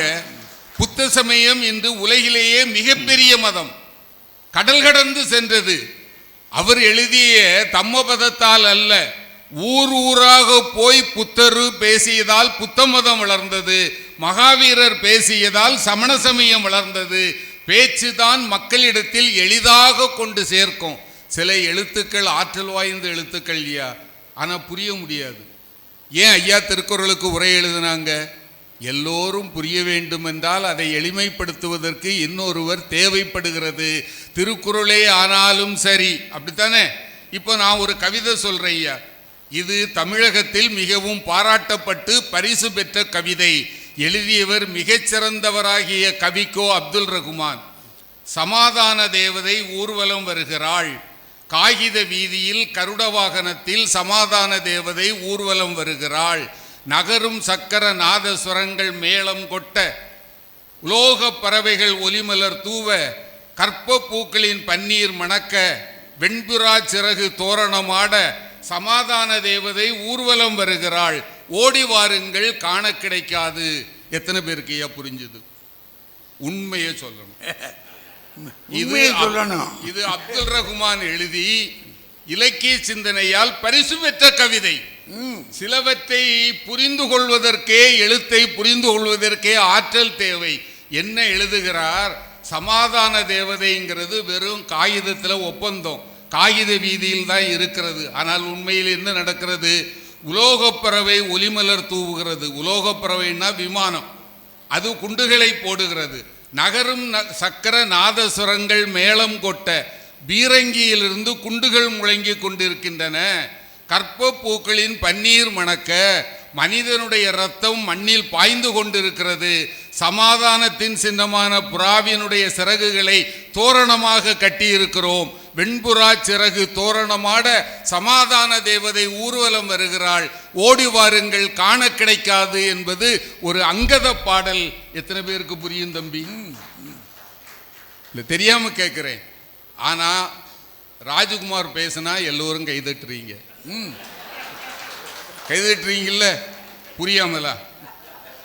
நேரடியாக புரியும். நீங்க அமெரிக்காவை சொன்னீங்க. அங்க அந்த அடிமைகளே இல்லாமல் போனதற்கு காரணம் ஆபிரகாம் லிங்கனுடைய ஆற்றல் வாய்ந்த பேச்சு என்பதை மறந்து விடாதீர்கள். மார்ட்டின் லூதர் கிங்கினுடைய பேச்சு தான் ஒரு புதிய சக்தியை ஒரு சமுதாயத்திற்கு தந்தது. எழுத்து ஒரு சிலரால் மட்டும். கேள்வி கேட்கணும், தப்பா நினைக்காதீங்க. இவ்வளவு பெரிய நூலகம் இருக்கிறதே, இதற்குள் போகாமல் எத்தனை பேர் ஸ்ரீவில்லிபுத்தூரில் வாழ்கிறார்கள்?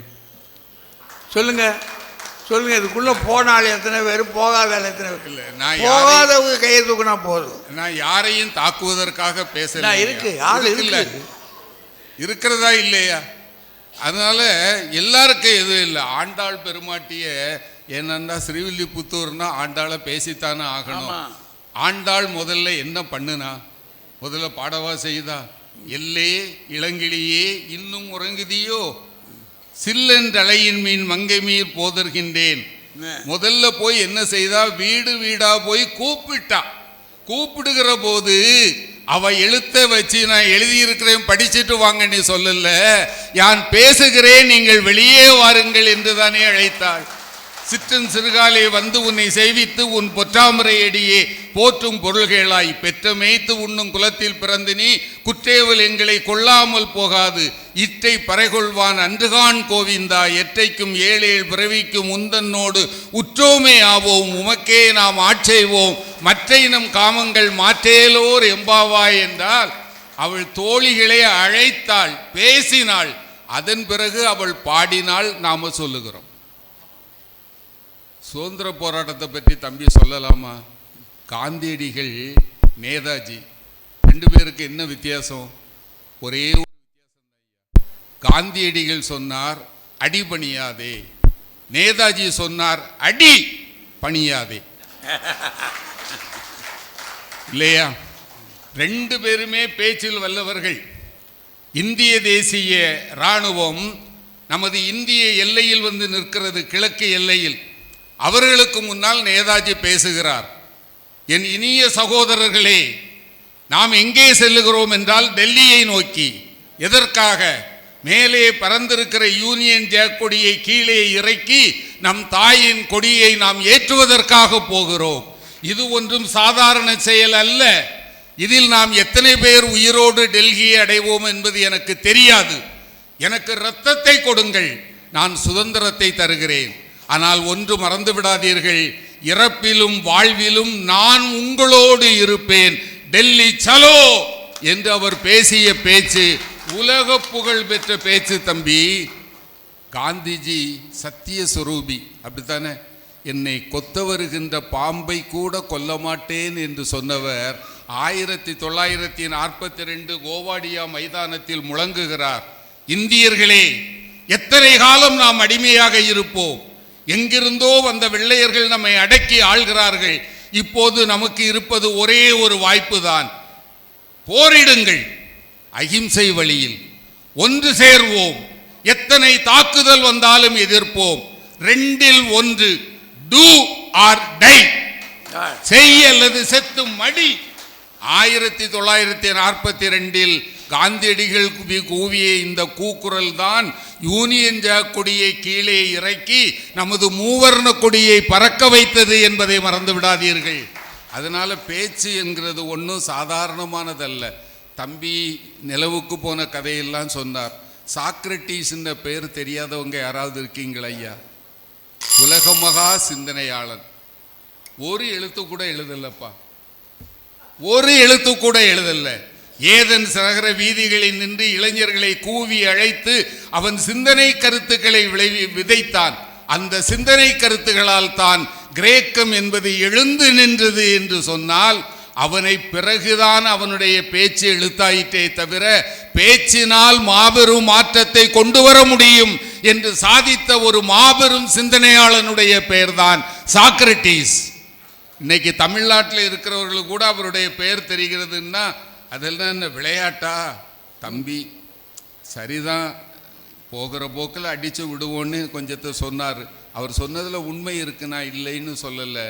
ஆனால் பேச்சு என்பது நேரடியாக போகும்.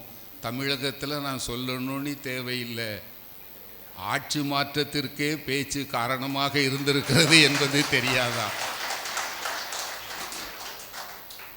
நம்ம கண்கூட பார்த்தோமா இல்லையாப்பா?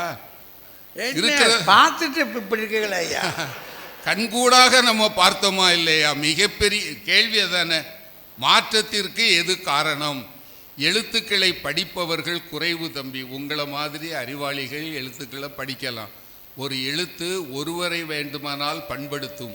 ஆனால் பேச்சு லட்சக்கணக்கானோரை கிளர்ந்தெழச் செய்யும், போராடச் செய்யும், வெற்றியை ஈட்டி கொண்டு தரும் என்ற காரணத்தினால் நான் பணிவோடு சொல்லுகிறேன், பேச்சினுடைய ஆற்றல் பெரிது.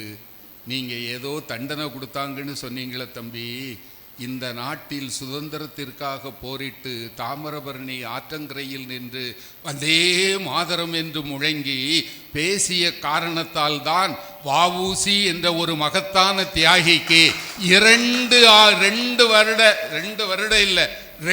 ஆயுள் தண்டனை. எந்த புத்தகத்துக்காவது அது உண்டா? அவருடைய பேச்சை கேட்டு சொன்னான். வஉசியும் சுப்பிரமணிய சிவாவும் பேசுவதை கேட்டால் இறந்து கிடக்கிற சவம் கூட எழுந்து நிற்கும் என்றால் ஒரு பேச்சு என்பது எத்தகைய ஆற்றல் வாய்ந்தது என்பது தம்பிக்கு தெரியும். ஆகவே நடுவரையா அவர்களே, உங்களுடைய தீர்ப்பு எப்போதும் மாறாது. நீங்கள் எந்த தீர்ப்பை தந்தாலும் நாங்கள் தலைவணங்கி ஏற்றுக்கொள்ளுவோம். ஒரே ஒரு வாய்ப்பு மட்டும் கொடுங்கள். மிகப்பெரிய சூப்பர் ஸ்டார் கூட என்னுடைய படத்தில் தம்பி ராஜாவும் ஐயாவும் இருந்தால்தான் வெற்றியே காணும் என்று உங்களை வலிந்து அழைத்தார்கள் என்றால் நீங்கள் எழுதிய எழுத்துக்காக அல்ல, நீங்கள் பட்டிமன்றத்தில் பேசிய பேச்சுக்காக என்று சொல்லி வாய்ப்புக்கு நன்றி கூறி விடைபெறுகிறேன். வணக்கம். என்ன கூத்தையாது? அது எங்களை கூப்பிட்டதுனாலேயே பேச்சு தான் பெருசுன்னு சொல்ல மாட்டேன் நான். அவர் எவ்வளோ நாகரிகமாக உள்ளே இழுத்து போகிறார் பார்த்தீங்களா? அதான் பேச்சு திறமை, பேச்சு ஆற்றல் இருக்குது பார்த்தீங்களா? எழுத்து ஆற்றலும் இருக்குது, பேச்சு ஆற்றலும் இருக்குது. இந்த பேச்சாற்றல் என்ன சாதிச்சதுன்றதே நம்பி ராஜாராம் நம்மளால சொல்லியிருக்காரு. சுபாஷ் பேச்சையும் காந்தி மகானுடைய பேச்சையும் அவர் எடுத்து காட்டின காட்சி இருக்கு பாருங்க. நாம் திரும்ப திரும்ப யோசிக்க வேண்டிய இடங்கள்லாம் அது.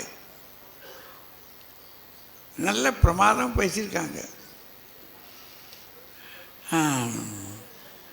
இப்போ தான் சிரமமே இருக்குது. அடுத்து பேசுகிற ஆளுகளுக்கு ரொம்ப சிரமம். பாவம். கவிதா ஜவஹர் வாங்கப்பா, அவங்க என்ன செய்ய போகிறாங்களோ.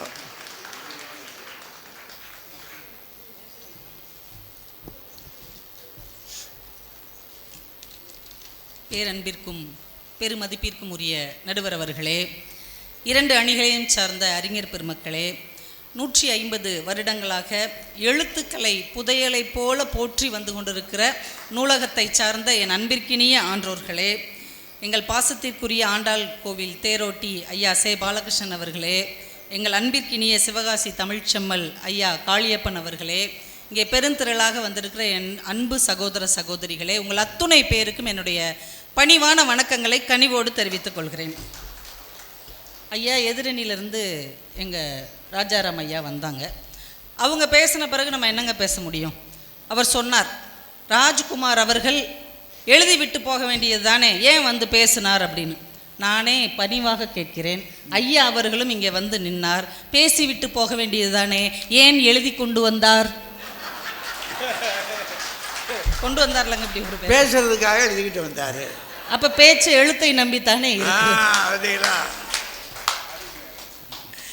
அதையும் ஐயா சொன்னாங்க, முதலில் வந்து விட்டதுனாலேயே அது ஒன்றும் முக்கியமானது இல்லைன்னு சொல்லிட முடியாது அப்படின்னு ஐயா சொன்னாங்க. ஐயா, எழுத்து என்பது விதை மாதிரி இல்லையா?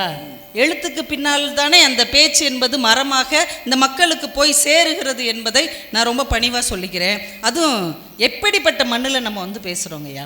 சுரதா ஒரு நாள், உவமை கவிஞர் சுரதா ஸ்ரீவில்லிபுத்தூரில் ஒரு விழாவுக்காக வந்திருக்கிறார் ஐயா.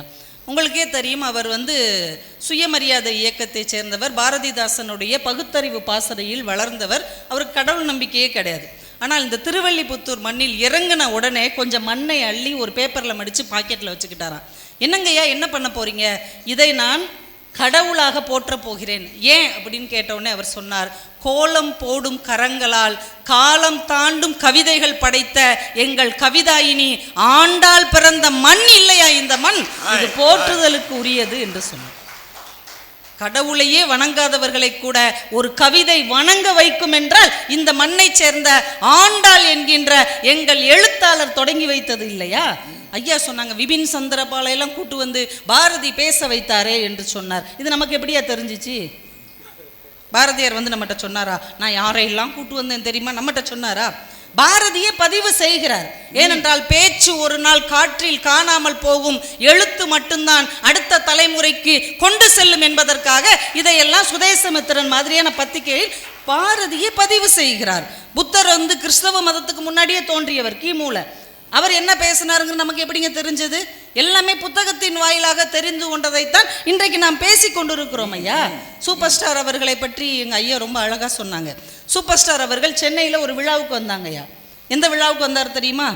எங்கள் தமிழறிஞர் ஐயா எழுதிய புறநானூறு புத்தகத்தின் அறிமுக விழாவுக்கு வந்த சூப்பர் ஸ்டார் அவர்கள் ஐயாவுடைய காலை தொட்டு வணங்கினார் என்றால் உச்ச நட்சத்திரத்தை கூட தலை வணங்க வைப்பது எழுத்துதான் என்பதை நான் மறுபடியும் பணிவோடையே சொல்லிக்கிறேன். அவருடைய பெருந்தன்மை இல்ல, எழுத்துக்கு அவர் கொடுத்த மரியாதைங்கய்யா. அந்த புத்தக விழாவில் தான் இதை நாங்கள் எல்லாருமே உட்காந்து கண் முன்னாடி பார்த்தது. ஐயா, ஒரு மாற்றத்தை எழுத்து எப்படி உண்டாக்குதுன்னா, சில வருடங்களுக்கு முன்னாடி அமெரிக்காவில் இந்த பழங்குடி கருப்பின மக்கள் பிள்ளைகள்லாம் படிக்கிற, சின்ன பிள்ளைகள் படிக்கிற ஒரு பள்ளிக்கூடம், அவங்க உண்டு உறைவிட பள்ளி, அங்கே தங்கி படிக்கிற பிள்ளைகள். இந்த வெள்ளை இன சிறுவர்களுக்கு அந்த பிள்ளைகளை பார்த்தாலே பிடிக்கல. இவங்களுக்கே இவ்வளவு சலுகை கொடுக்குறாங்க, இவங்களுக்கே சாப்பாடெல்லாம் போட்டு சொல்லி கொடுக்குறாங்கன்னு ரொம்ப எரிச்சலாகி ஒவ்வொரு நாள் இரவும் இந்த பிள்ளைங்க அங்கே போய் தப்பு தப்பாக ஏதாவது எழுதி வைக்கிறாங்க. அங்கே நல்லா படிக்கிற பசங்களை பற்றி கெட்ட கெட்ட வார்த்தையாக எழுதி வைக்கிறாங்க. அவங்க புத்தக பையெல்லாம் தூக்கிட்டு போய் குப்பையில் போட்டுடுறாங்க. இதை திரும்ப திரும்ப செய்கிறாங்க. அவங்கள அடித்து பார்த்தாங்க, திட்டி பார்த்தாங்க, ஃபைன் போட்டு பார்த்தாங்க. அந்த பிள்ளைங்க திருந்தவே இல்லை. அவங்கள ஒன்றுமே பண்ண முடியல. எல்லாருமே 15-16 வயசுக்குள்ளே உள்ள பிள்ளைகள். அவங்க மேலே ஒரு வழக்கு பதிஞ்சிட்டாங்க, இவங்களை திருத்தவே முடியலன்னு. அந்த நீதிபதி அம்மா ஒரு பெண். அவங்க என்ன பண்ணாங்க, இவங்க மேலே நம்ம தண்டனை கொடுத்தாலும் சிறார் சிறையில் தான் போடுவாங்க, அவன் இன்னும் மோசமானவனாக தான் வெளியில் வருவான்ட்டு ஒரு விசித்திரமான தண்டனை கொடுத்தாங்கய்யா. என்ன பண்ணாங்கன்னா, ஒவ்வொரு சிறுவனுக்கும் 5 பசங்க, அந்த 5 பசங்களுக்கும் ஒவ்வொருத்தனுக்கும் 12 புத்தகம் வாங்கி கொடுக்க சொல்லி ஒவ்வொரு மாதமும் ஒரு புத்தகத்தை படித்து பக்கத்தில் இருக்கிற காவல் நிலையத்தில் அந்த புத்தகத்தை பற்றி அவன் அந்த ஆய்வாளர்கிட்ட பேசணும், அதை பற்றி சொல்லணும், தான் என்னெல்லாம் படித்தேன் அப்படிங்கிறத எழுதி தரணும் அப்படின்னு சொல்லிட்டாங்க.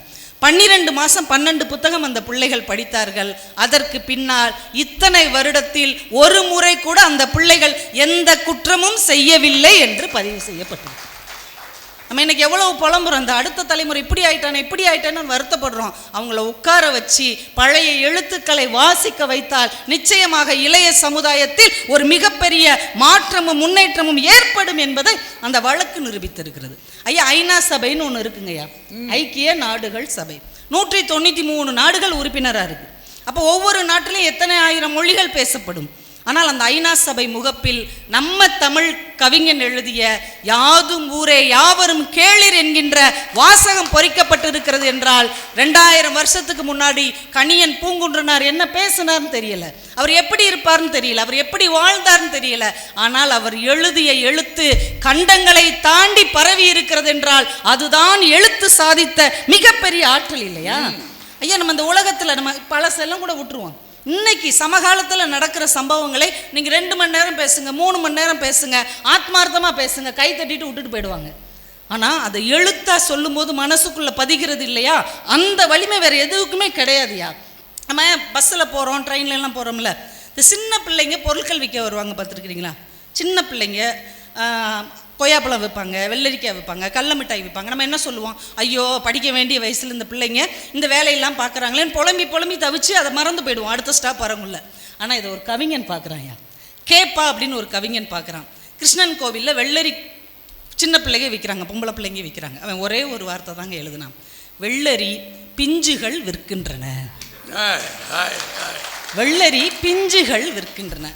அவனுடைய துயரத்தை எப்படி நம்ம தோள்களில் மடைமாற்றி விட்டு போகிறான் அந்த எழுத்து. இனிமே நீங்க அந்த சம்பவத்தை எங்க பார்த்தாலும் இந்த கவிதை உங்கள் நினைவிலே நிற்கத்தானே செய்யும். அதுதாங்க எழுத்தினுடைய ஆற்றல். பைசா கோபுரம் சாஞ்சு இருக்கும், நீங்க பார்த்துருப்பீங்க.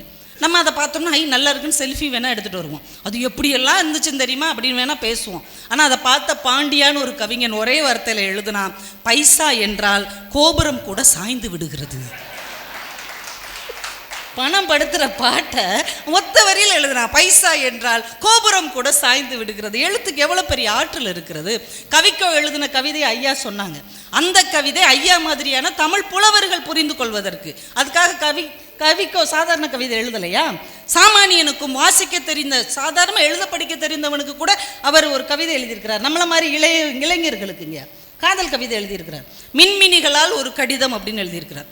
அந்த கவிதையில் ஒரு அழகான கவிதை, என் இதயத்தை உடைத்து விட்டாயடி, இனி எதில் வசிப்பாய்? என் இதயத்தை உடைத்து விட்டாய், இனி எங்கு போய் வசிப்பாய்? கசல் கவிதை. நீங்கள் அந்த புத்தகம் அவ்வளவு நல்லா இருக்குங்க. அந்த எழுத்து சர்வசாதாரணமாக நம்ம மனசுக்குள்ள எவ்வளோ பெரிய இடத்தை பிடித்து விடுகிறது. நம்ம காலமாக தொன்மைன்னு சில விஷயங்களை வச்சுருப்போம் இல்லையா, அதை பேச்சை விட எழுத்து தான் டக்குன்னு உடைச்சி அடுத்த கட்டத்துக்கு கொண்டு போகும். நம்ம கர்ணன் அப்படின்னோடனே அவன் கொடைவள்ளல் கேட்டதையெல்லாம் கொடுக்குறான், அப்படியே தான் நம்ம காலங்காலமாக படிச்சுட்டு இருக்கிறோம். அதை ஒரு கவிஞன் எழுதுனாங்க, கர்ணனிடம் இது வேண்டும் அது வேண்டும் என எல்லோரும் கேட்கிறார்கள், கர்ணனிடம் அது வேண்டும் இது வேண்டும் என எல்லாரும் கேட்டார்கள், கர்ணனுக்கு என்ன வேண்டும் என்று யாராவது கேட்டார்களா? இறைவன் உட்பட. இந்த பார்வையில் யாராவது கர்ணனை பார்த்துருக்கோம்? அவன் எல்லாம் தருவான்னு சொன்னமே ஒழிய அவனுக்கு யாராவது ஏதாவது தந்தாங்களாங்கிற ஒரு புதுமையை இன்றைக்கு எழுத்து தான் கொண்டு வர முடிகிறதே தவிர வேற எதுவும் முடியாது. இந்த கிறிஸ்மஸுக்கு எனக்கு ஒருத்தன் கவிதை எழுதி அனுப்பு, கோயிலுக்குள்ளே போய் நம்ம உனக்கு என்ன வேணும்னா கேட்டுக்கிட்டு இருக்கான். அது சாமானிய மனிதன் கேட்க மாட்டேன், எழுத்தாளன் கேட்பாயா. எழுத்தாளனுடைய மனசு இருக்குல்ல, ஏன்னா அவனும் ஒரு படைப்பாளி இல்லை, ஒரு படைத்தவனை பற்றி இன்னொரு படைக்கிறவனுக்கு தானே தெரியும். இப்போ கிறிஸ்மஸ்க்கு எனக்கு ஒருத்த கவிதை எழுதினாயா, தட்டினால் திறக்கப்படும் என்றீர்கள், தட்டினால் திறக்கப்படும் என்றீர்கள், ஏன் கதவை அடைத்தீர்கள்? கதவை திறந்தே வச்சிருந்தா தட்டவே தேவையில்லை. அந்த தொன்மைகளை அவங்க எப்படி புதுமையாக மாற்றி நமக்கு ஒரு புதிய சிந்தனையை நமக்குள்ளே ஏற்படுத்துகிறார்கள். இந்த பெண்கள் முன்னேற்றத்துக்கு ரொம்ப அழகா ஒரு கவிஞன் எழுதினான், ஒரு இஸ்லாமிய கவிஞன் ரசூல் அப்படிங்கிறவர் தான் எழுதினார். ஒரு பொண்ணு அப்பா கிட்ட கேட்குது, இத்தனை ஆண் நபிகளுக்கு மத்தியில், இத்தனை ஆண் நபிகளுக்கு மத்தியில் ஏன் வாப்பா இல்லை ஒரு பெண் நபி? நம்ம பெண் முன்னேற்றம் கரடியாக கத்திக்கிட்டே இருக்கிறோம். ஆனால் இந்த ஒற்றை கவிதை எவ்வளவு பெரிய மனமாற்றத்தை நமக்குள் தந்து விடுகிறது என்றால் எழுத்துக்கு அவ்வளவு வலிமை இருக்கிறது. அதனால தான் காலமாக ஆயுதத்துக்கு கூட எந்த நாடும் தடை போடவில்லை. வெடிகுண்டுக்கு யாராவது தடை போட்டிருக்காங்களா? துப்பாக்கிக்கு தடை போட்டிருக்காங்களா? பீரங்கிக்கு தடை போட்டிருக்காங்களா? புத்தகங்களுக்கு மட்டும்தான் தடை போட்டிருக்கிறார்கள். ஏனென்றால் அதில் இருக்கிற ஒவ்வொரு எழுத்தும் மறைத்து வைக்கப்பட்டிருக்கிற கண்ணி வெடிகளுக்கு சமமானது என்பதால், அது எப்பையும் புரட்சியை கொண்டு வரக்கூடும் என்பதால் தான் அதை செய்யவில்லை. ஐயா, மேத்தா ஒரு அழகான கவிதை எழுதினார். வாளோடு ஆண்ட மன்னர் வரலாறு மறைந்து போகும், வேலோடு வென்ற வேந்தர் வெற்றிகள் மறைந்து போகும், தாளோடும் தாளில் தீட்டும் தமிழோடும் தமிழை பாடும் நூலோடும் வாழ்வோர் மண்ணில் 100 ஆண்டு வாழ்வார் என்று சொன்னால் அப்படித்தான் இன்றைக்கு ஆண்டாலும் நம்மோடு வாழ்ந்து கொண்டிருக்கிறார் என்று சொல்லி, பேச்சு காற்றோடு கலந்து போகும், எழுத்து மட்டும்தான் காலத்தை வென்று வாழும், மாற்றத்தை உருவாக்கும் என்று சொல்லி வாய்ப்புக்கு நன்றி கூறி விடைபெறுகிறேன். நன்றி, வணக்கம். அருமையா, உண்மைதான். பேச்சு போகிற போக்கில் போச்சு, அவ்வளோதான், மூச்சு மாதிரி போச்சு. ஆனால் எழுத்து இருக்கே, எவ்வளவு காலம் வள்ளுவன் எழுத்துக்கள் இன்ன வரைக்கும் இருக்குதே. அதை வச்சு தான் கதையை நடத்திக்கிட்டு இருக்கோம். நம்மெல்லாம் எவ்வளவு விளைவில் நின்று காலங்காலமாக பேசிக்கிட்டு இருக்கு இல்லையா? அது எல்லாரும் அதில் ஒரு முக்கு அள்ளி அப்புறம் தான் கொண்டு வந்து கொட்டுறது. அப்படின்னா எழுத்து தானே அப்படின்னு நிற்கிறாங்க. நம்ம வக்கீல் வழக்கறிஞர் அவர் இங்கிட்டு மாற்றுவார். வாங்க வாங்க.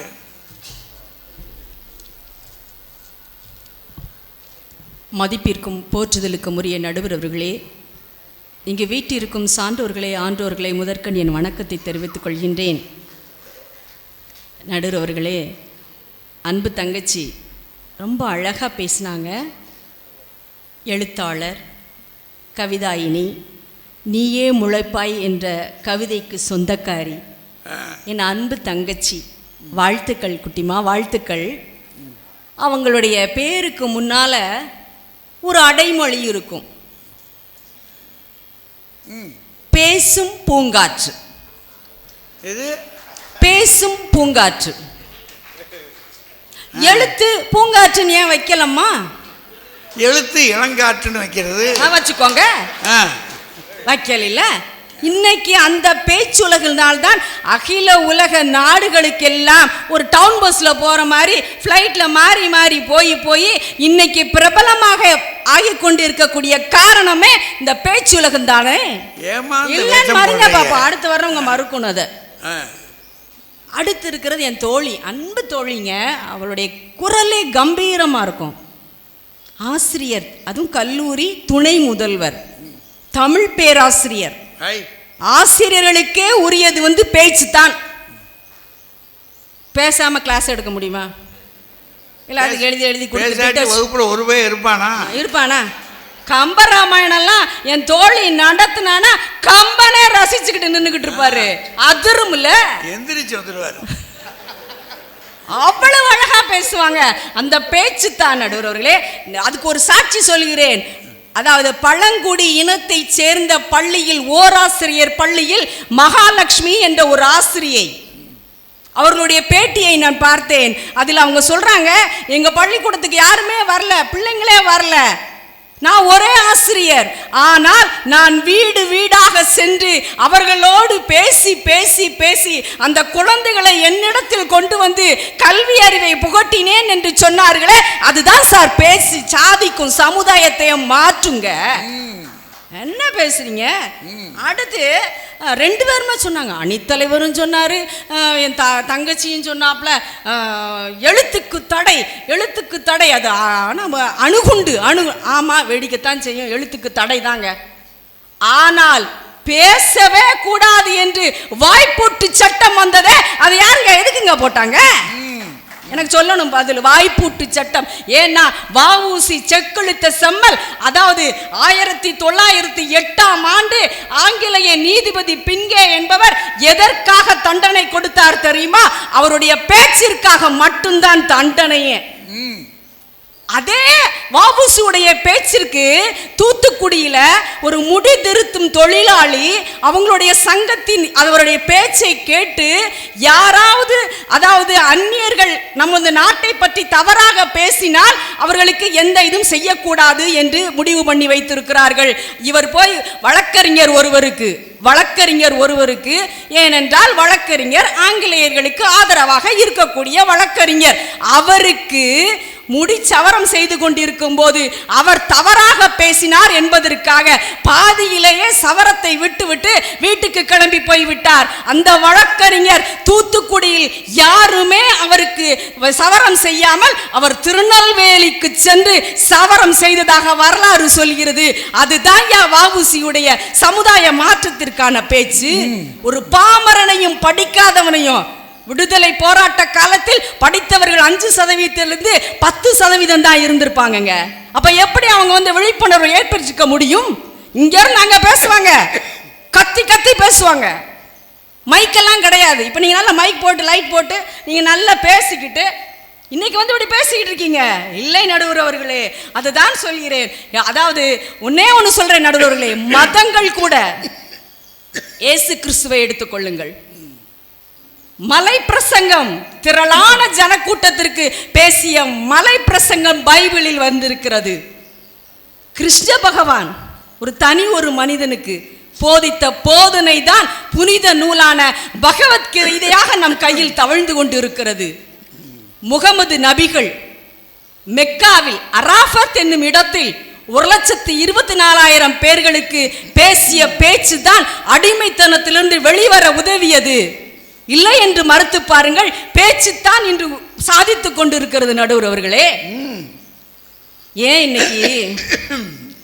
இன்னைக்கு இந்த மைக் பிடிச்சு பேசுறேன். 2 சகோதரிகள் மேடையில் உட்கார்ந்து இருக்கிறார்கள் என்றால் 96 வயதில் தனது மூத்திர சட்டியை தன் கரங்களில் தூக்கி கொண்டு மேடையாக சாதாரண தமிழில் பாமர மக்களும் கேட்கும் விதமாக பெண்ணடிமைத்தனத்தையும் ஜாதி ஒழிப்பையும் நீக்க வேண்டும் என்று போராடிய தந்தை பெரியாருடைய பேச்சுக்கள் தானே. இல்லைன்னு மறுத்து சொல்லுங்க. எழுதியிருப்பார் அவரு, யாருமே அதை பார்த்திருக்க மாட்டாங்க. இன்னைக்கு எடுத்துக்கோங்க நடுவர்களே, கிராமத்தில் எடுத்துக்கோங்க, தகவல் நுட்பத்தில் ஒன்று வேண்டாம், எழுத்தே வேண்டாம், YouTube voice record board Kavitha Jawahar போடுங்க, டக டக டக டகன்னு வரும். அவங்களுடைய பேச்சுக்கள் எத்தனை மாற்றத்தை தந்திருக்கிறது. கம்பராமாயணம்லாம் நான்லாம் படிச்செல்லாம் ரொம்ப முடியாதுங்க. ஆனா கம்பராமாயணம் சொற்பொழிவை யூடியூப்ல ராஜா அண்ணன் பேசுறது, ரேவதி சுப்புலட்சுமி பேசுறது, ராஜகுமார் சார் பேசுறது, ராஜா அண்ணன் பேசுறது எல்லாத்தையும் கேட்டுக்கிட்டே இருக்கலாம்ல. கேட்டலில் தான் நன்றுங்க. அதாவது கேட்கிறதே ஒரு சுகம். நடுவர் அவர்களே, இன்னும் ஒரே ஒரு விஷயத்தை நான் சொல்கிறேன் நடுவர் அவர்களே. அதாவது அண்ணாதுரை எனக்கு பிடித்த ஒரு பேச்சாளர். அண்ணாதுரை 10:30 மணிக்கு ஒரு கிராமத்திற்கு பேச செல்கிறார். எதுக்காக அவர் பேசினாரு? சமுதாய மாற்றத்திற்காக. சொல்லுங்க தாயி. சமுதாய மாற்றத்திற்காக. குட்டை மனிதர் வெள்ளை வேட்டி கட்டி, அது கூட இருக்காது, அழுக்கு வேட்டி கட்டி இருப்பாருங்க.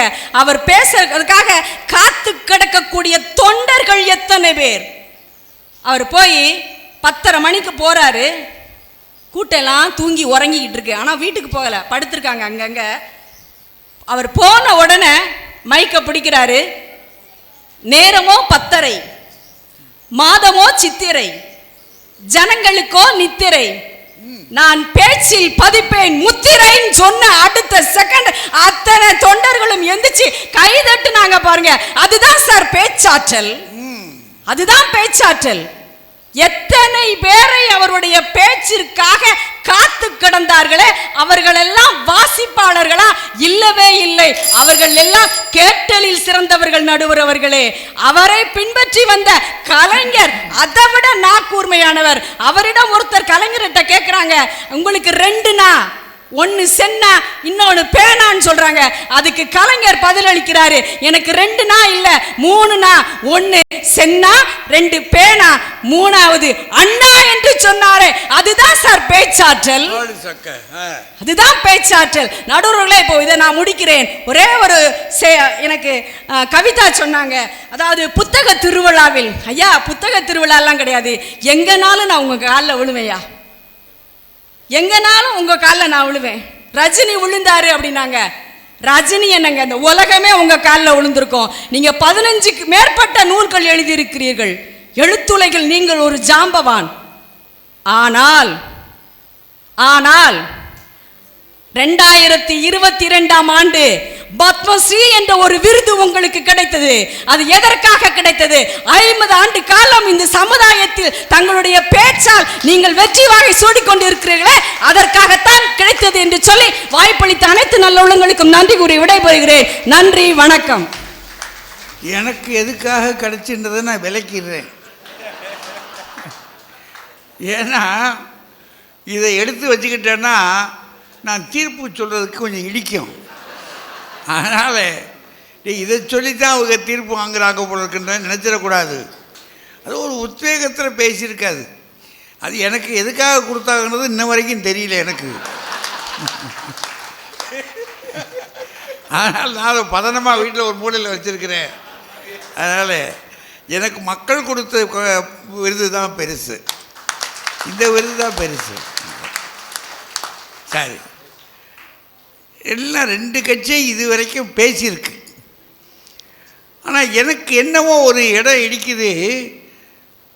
பேசுகிறாங்க, நல்லா எழுத்தா பேச்சான்னு போய்கிட்டு இருக்கு. சமுதாய மாற்றத்தை இன்று போட்டிருக்கு பார்த்தீங்களா, அதை இன்னும் நெருங்கலை. இவங்க எங்கேயோ ஒளிஞ்சிக்கிட்டு தெரியுறாங்க. எனக்கு அதுதான் அங்கே தான் ஒரு நெருடல் இருக்குது. சமுதாய மாற்றம் இல்லை போட்டிருக்கு தலைப்பு, அங்கெல்லாம் போகணும். அதுக்கு ஏன் பேசுறதுக்கு பயப்படுறாங்க? கொஞ்சம் நம்ம வக்கீலம்மா பேசுனாங்க, கொஞ்சம் அப்படி இறங்கி வந்தாங்க. அப்புறம் அவங்களும் பிரச்சனை ஆகிட்டாங்க. சரி, இனியாவது வர்றவங்க இந்த சமுதாய மாற்றம்ன்றதை பற்றி என்ன சொல்ல வர்றாங்க? ஏன்னா அரசியல் மாற்றம் இருக்குது, பொருளாதார மாற்றம் இருக்குது, பொலிட்டிக்கல் சேஞ்சு, எக்கனாமிக்கல் சேஞ்சு, இது சோசியல் சேஞ்சு. சமுதாய மாற்றம்ன்றது தனி, அதை பற்றி பேசணும். அது என்ன மாற்றம், என்ன விவகாரம் அப்படின்னு சொல்லணுமே. அதை சொல்லுங்க அப்படின்னு யார், நம்ம ரேவதி அம்மாவை வாங்க, அதை சொன்னத்தனமா காத்து கிடக்குச்சேனா.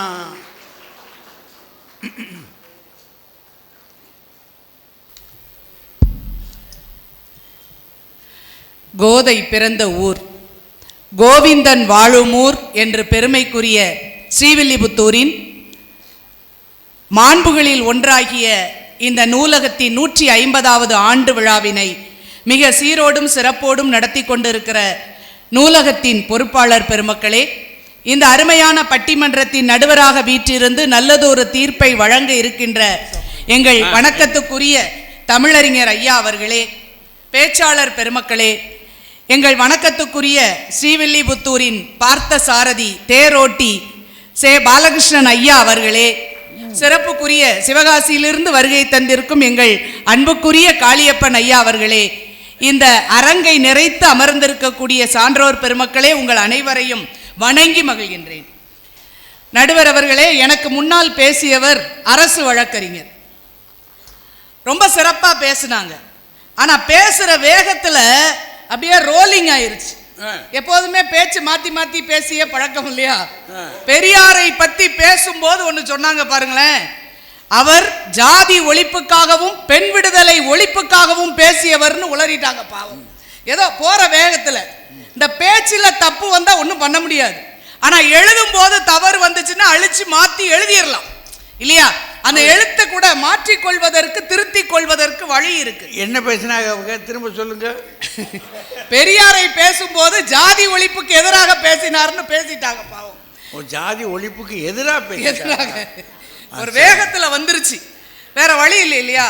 நடுவர் அவர்களே ரொம்ப அழகா சொன்னாங்க. கவிதாவை பத்தி பேசும்போது சொல்றாங்க, இன்றைக்கு உலகம் முழுவதும் போய் பேசி புகழ்பெற்ற பேச்சாளராக விளங்குகிறீர்கள் என்றால் பேச்சு தானே காரணம்னு கேட்டாங்க. பேச்சு காரணம், ஆனால் அந்த பேச்சுக்கு அடிப்படை எது தெரியுமா? அவர்களது பரந்த வாசிப்பு ஞானம் தான் அவர்களை மிகச் சிறப்பான பேச்சாளர் ஆகி இருக்கிறது. அப்படிங்கிறத தயவு செய்து மறந்துடக்கூடாது. எங்களுக்கு எல்லாத்துக்கும் முன்னால ஐயா பேசினார், நம்ம பேராசிரியர் ராஜாராம் ஐயா பேசும்போது நல்லா சொன்னார். ஆண்டாள் பாடலை எடுத்து பேசி எல்லாரையும் வீடு வீடாக சென்று பேசித்தானே ஆண்டாள் எழுப்பினாள் அப்படின்னு சொன்னார். உண்மைதாயா, பேசித்தான் எழுப்பினாள். ஆனால் அந்த ஆன்மீக எழுச்சி என்பது ஆண்டாளோட முடிஞ்சுதா? இல்ல. இன்னைக்கு வரைக்கும் ஆண்டாளின் எழுச்சி பாடல்களை நாம் பேசிக்கொண்டு இருக்கிறோம் என்றால் அதற்கு அவள் எழுதி வைத்த திருப்பாவை தானே காரணமாக அமைந்திருக்கிறதுங்கிறத தயவு செய்து மறந்துடாதீங்க. அத இன்னைக்கு அருமையான பாசுரம் இல்லையா? கனைத்திளங் கற்றெருமை கன்றுக்கு இறங்கி நினைத்து முளைவழியே நின்று பால் சோர நனைத்தில்லம் சேராக்கும் நற்செல்வன் தங்காய் என்று அந்த பெண்ணை எழுப்புகிற பாட்டு இருக்கு பாருங்களேன். இன்னைக்கு ஒவ்வொரு நாளும் ஒவ்வொரு பாசுரத்தை எடுத்து நாளிதழ்களில் வெளியிட்டு அதனுடைய விழிப்புணர்வு செய்திகளை பரப்பி கொண்டிருக்கிறோம் என்றால் அந்த எழுத்து தானே ஆன்மீக சமுதாய விடுதலையை ஏற்படுத்தியது என்பதை தயவு செய்து மறந்துடக்கூடாது. எங்க தோழி ரொம்ப அழகா பேசினாங்க. ஆனா அவங்க அரசாங்க வழக்கறிஞர் இல்லையா? நான் இப்ப அவங்க கிட்ட கேட்கிறேன், நாட்டுல குற்றம் இல்லாம சமூக மறுமலர்ச்சி வரணும்யா, அதுக்கு இப்ப அந்த காலத்துல மாதிரியே பேச்சு தான் முக்கியம்னே வச்சுக்கோமே, எழுத்து வேண்டான்றாங்க. எழுத்து வேண்டான்னா இப்ப ஜான்சி என்ன பண்ணணும்னா கோர்ட்டுக்கு போகக்கூடாது, ஏதாவது அரச மரத்தடி தேடி போய் பஞ்சாயத்து பண்ணணும். கையில ஒரு செம்புல தண்ணிய வச்சுக்கிட்டு பஞ்சாயத்து பேசி 2 பேருக்கு வாதாடுறவங்களுக்கு கதையை முடிச்சு விடணும். செய்வாங்களா? இதுக்கு மட்டும் ஆவணம் தேவைப்படுது. அவன் தலையை வெட்டி கொண்டு போறதுக்கா? அப்ப அந்த மறுமலர்ச்சி வந்திருக்கா இல்லையா? அப்புறம் எதுக்கு உங்களுக்கு கோர்ட்? இன்னைக்கு கோர்ட்ல போய் நின்னுகிட்டு ரொம்ப அழகா பேசுறாங்க. யுவர் ஆனர், உங்களுக்கு தெரியாத சட்டங்கள் இல்லை, ஏதாவது ஒரு சட்டத்தில் போட்டுக்கொண்டு எங்களுக்கு தீர்ப்பு வழங்கி கொடுங்கன்னு கேக்குறீங்கல்ல. இன்னைக்கு பெருசா பெருமையா வண்டு முருகன் மாதிரி, வக்கீல் வண்டு முருகன் மாதிரி இன்னைக்கு செயல்பட்டு கொண்டு இருக்கிறீர்கள்னா எப்படி? எழுதி எழுதி படிச்சிருக்கு. இபிகோ செக்ஷன் அத்தனையும் கரைத்து குடித்ததால் இன்னைக்கு வெற்றிகரமான வழக்கறிஞராக அவங்களால இருக்க முடிஞ்சிருக்கு இல்லையா? இல்லாட்டா பேசி இப்ப கோர்ட்ல போன தடவை அவருக்கு கொடுத்த தீர்ப்பையே இவருக்கு கொடுங்கன்னு சொல்ல முடியுமா? அதுக்கு ஆவணம் வேணும். அந்த ஆவணங்கள் வேணும் இல்லையா? அந்த ஆவணங்கள் தான் எழுத்து என்று நாங்க பேசுறதுக்காக வந்திருக்கிறோம். அழகா சொன்னாங்க, வஉசியை பத்தி பேசும்போது சொன்னாங்க, வஉசி பேசியதற்காகத்தானே அவரை சிறையில் தள்ளினார்கள் என்று. ஆனா சிறையில் இருக்கும் போது கூட அவருடைய சமூக மறுமலர்ச்சிக்கான பணி தொடர்ந்தது. எப்படி? எழுத்து மூலமாக தொடர்ந்தது. எத்தனை நூல்களை வஉசி அவர்கள் சிறையில் இருக்கும் போது கூட எழுதி இந்த சமூகத்தின் மறுமலர்ச்சிக்காக கொடுத்திருக்கிறார் என்றால் வாயை பூட்டி விடலாம், அவர்களின் படைப்பை ஒரு காலத்திலும் பூட்டிவிட முடியாது என்பதைத்தானே அந்த காட்சி காட்டுச்சு. அதைத்தான் நாங்க திரும்ப கேட்டுக்கிட்டு இருக்கோம். நடுவர் அவர்களே ரொம்ப சிறப்பான விஷயங்களை எல்லோரும் சொல்லி இருக்கிறார்கள். ஆனா எழுத்தும் தெய்வம் எழுதுகோலும் தெய்வம் என்றார் பாரதி. எழுத்தும் தெய்வம் எழுதுகோலும் தெய்வம் என்றவர் பாரதி. அதனால தான் இன்னைக்கு அவங்க பேசும்போது எல்லா பேச்சுக்களும் எல்லா மதங்களும் வளர்வதற்கு பேச்சு காரணமாக இருந்ததேன்னு சொன்னாங்க. பகவத்கீதை பைபிள் எல்லாம் வந்ததுக்கு காரணம்னு சொன்னாங்க. ஆனா அழகா திருப்புகழ் எழுதுறதுக்கு அருணகிரிநாதர் சொல்றார், முத்தமிழ் அடைவினை முற்படு கிரிதனில் முற்பட எழுதிய முதல்வோனே என்று விநாயகர் அகவலைப்பா விநாயகரை போற்றுகின்ற போது இவர் சொல்ல சொல்ல விநாயகரே எழுதினார் என்று பேசுகிறார் என்றால் அவ்வளவு சிறப்பு என்பது எழுத்துக்குத்தான் உண்டு. எழுத்துங்கிறது சாதாரணமானது இல்லைங்க. நமக்கு கண் இல்லாம வாழ முடியுமா? அதை போல எழுத்து என்பது நமக்கு கண் போன்றது. அந்த கண் இருந்தால்தான் சரியான பாதையில் நம்மால் நடைபோட முடியும். எண்ணும் எழுத்தும் கண்ணென தகும் நாங்க இல்லையா? எண்ணென்ப ஏன எழுத்தென்ப இவ்விரண்டும் கண்ணென்ப வாழும் உயிருக்குன்னார் இல்லையா? எழுத்து என்பதை கல்வி என்பது இருந்தால்தான் நாம் செல்கின்ற பாதையில் இருக்கக்கூடிய தடைகள் நமக்கு தெரியும். சரியான பாதையில் போக முடியும் என்றால் அதற்கு எழுத்து முக்கியம். அதே போல சமூகத்துல ஆன்மீக மறுமலர்ச்சியை கொடுத்தது எழுத்துக்கு முக்கியத்துவம் உண்டு இல்லையா? பட்டினத்தார் எப்படி துறவியானாரு? யாரும் பேசி அவரை துறவியாக்குனாங்களா? இல்ல.